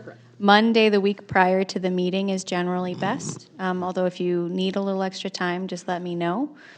We try to put the packets out the Tuesday prior, so Right. there's 7 days. So our summaries should go to you by the 27th of January. Question on this then. I would hate to make members of the public have to sit through 2 conditional use permits. Is there a possibility we could squeeze this in under educational workshops? And it'd just be, let me just finish my point, Madam yeah, Chair. But it would just be an opportunity for us to take in, we could put forth a few of our ideas, and we could receive input from the public. Boom, and then be done, and we could move on. Because otherwise, if we put it at 13.2, folks are going to have to sit through it. And even if we put it as new business, people are going to have to sit through the environmental assessment public hearings, and I would prefer not to do that, so. Well, I appreciate, your concern for the public and their time, but we already have this business, scheduled for consideration. And, we've tried to re-agendize things in the past, and, I disagree. It's my feeling that we should take care of the hearings, stick to our agenda as we've, created it. No, I Take would care put of it our I'd put it public under item hearings. 9. Put it under item 9. Right. think We have an opportunity right there. Right, and so I disagree with moving it under that. It's a planning commission matter. It's how we move forward. It's our work as opposed to an informational workshop with new information and something like that. So I'm not inclined to move it up on the agenda. The public can monitor what's going on with the hearings and, join us as they have time later in the evening. That's the way I would prefer to move forward with this. Could I add quickly, Commissioner Friend? This meeting, I don't think you're going to be getting into the meat of what you're going to do, so there won't be a lot of public really input to that. What you want to do is come up with how you're going to do it. And so I think that's going to be primarily your discussion more than public input on saying, we're not going to be discussing whether or not you're going to allow double pane windows in the historic district. You're going to be discussing how you're going to tackle Yeah, thank you item for that. number 4. Exactly. We need to talk about, and that's where I was coming from. We need to talk about how we want to implement this direction we've gotten from City Council. And I think, I'm not sure how much the public really wants to comment on that, and it Fair enough. really is up to us. Fair enough. Fair enough. How we want, or thoughts on how we might. Right. Yeah. And so then enough. as we get to something like, so we decide we're going to take on recommendation 4, we've got a subtopic, that actually does lend itself to a workshop, that then we can move that up on the agenda, and people can come in and share their expertise, their concerns with us. But that would be more limited in scope as opposed to a wider ranging discussion. I agree. So does that alleviate your concerns? You know what? Every little step is moving us forward, and I think that's. I'm glad to hear that. What's another? I've been, I'm still very happy with how much we've moved this and where we have something. We have something, okay? We'll have more. We have something, I so don't think unless you want the to. evil of good is perfect. So, yeah, I'm all on board. All right. So, The momentum continues. Again, I don't think we really need a motion on this. If we heard that you want to schedule it for February 4th, that's sufficient. We'll reschedule this unless there's other specific direction. I'd be willing to make that motion. I move that the chair, well, let's see, that's a move to the chair. Okay. Well, I'll move that an item be on the agenda, then we can vote it up or down. I move that we place on the agenda of February 4 under item 13.2 Planning Commission matters for discussion and possible action, the commission's approach to implementation of recommendations as provided in the memorandum from City Council via the city manager received on January 7th, 2000. Is this the 7th? I guess I'd be inclined, Before, get a second, and we can have discussion? I'll second that. Okay, now we got a second. Okay, now, I was going to ask if you could be more specific when you, instead of referring to that document, if you'd be specific as to what you want to be heard. What do you want the input to be about? my thought process on this is we have recommendations, 1 through 4, different bullets. And so we have this whole document, and I think what we need to have a discussion on is, okay, how do we want to approach what we have received back now from council? Okay? What's our game? Let's get some game plans and then maybe get a motion several motions of action from that. That's what I'm hoping will happen.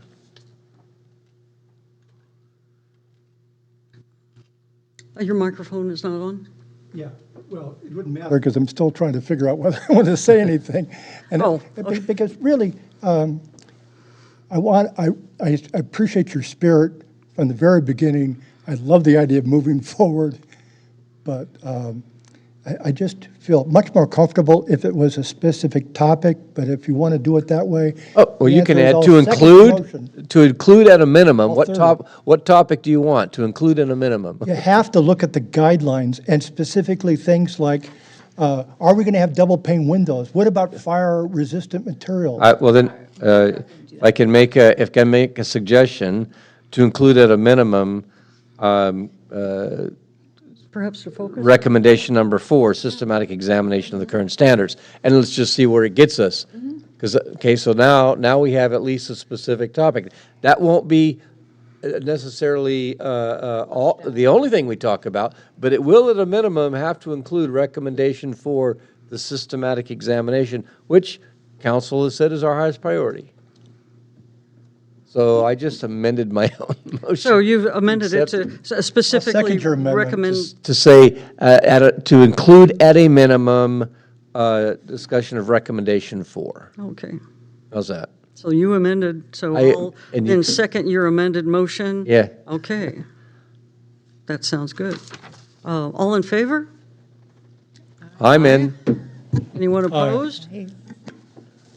All right, well, that was It's just as difficult. painful as it has been, but we're through it. we're moving forward. The ship is still in the water. All right, so floating. we'll move on to 13 matters from commissioners and staff.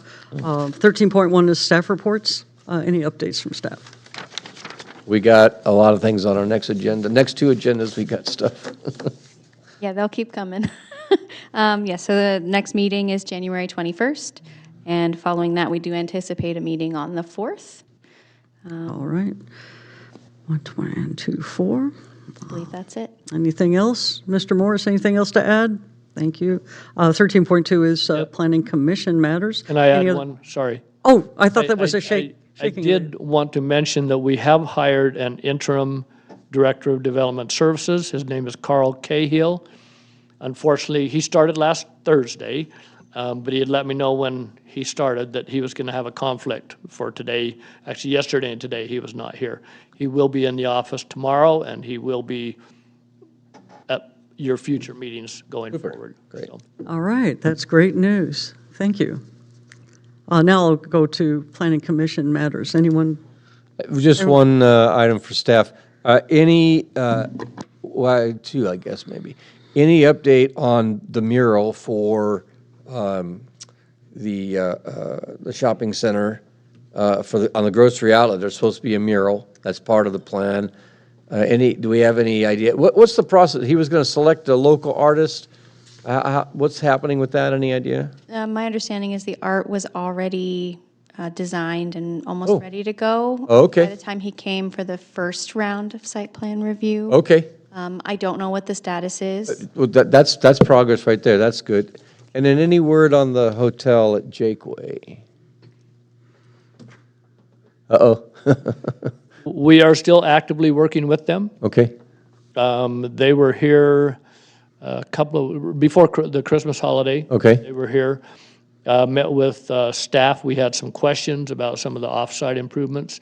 I think we made good progress, and they're moving forward. So it is still working. Viable. Their biggest issue, I will state publicly here, is still financing due to the economy right now and high interest rates. It really hurt their project, but they are working hard and trying to figure something out. I will also mention we had a local business person that asked if he would be the developer would become willing to come up and meet with a group of local business owners to see what they could do to help move it forward. Wow. So maybe that's progress too. Wow, He has okay. agreed to that, and they're working on a time when he will do that. Great. Okay. Super. Good news. Thank you. Thank you. Everyone else is packed up, ready to go. All right, it is 8:19, and we stand adjourned until the 21st of January. Thank you, everyone. Good first meeting of the new year.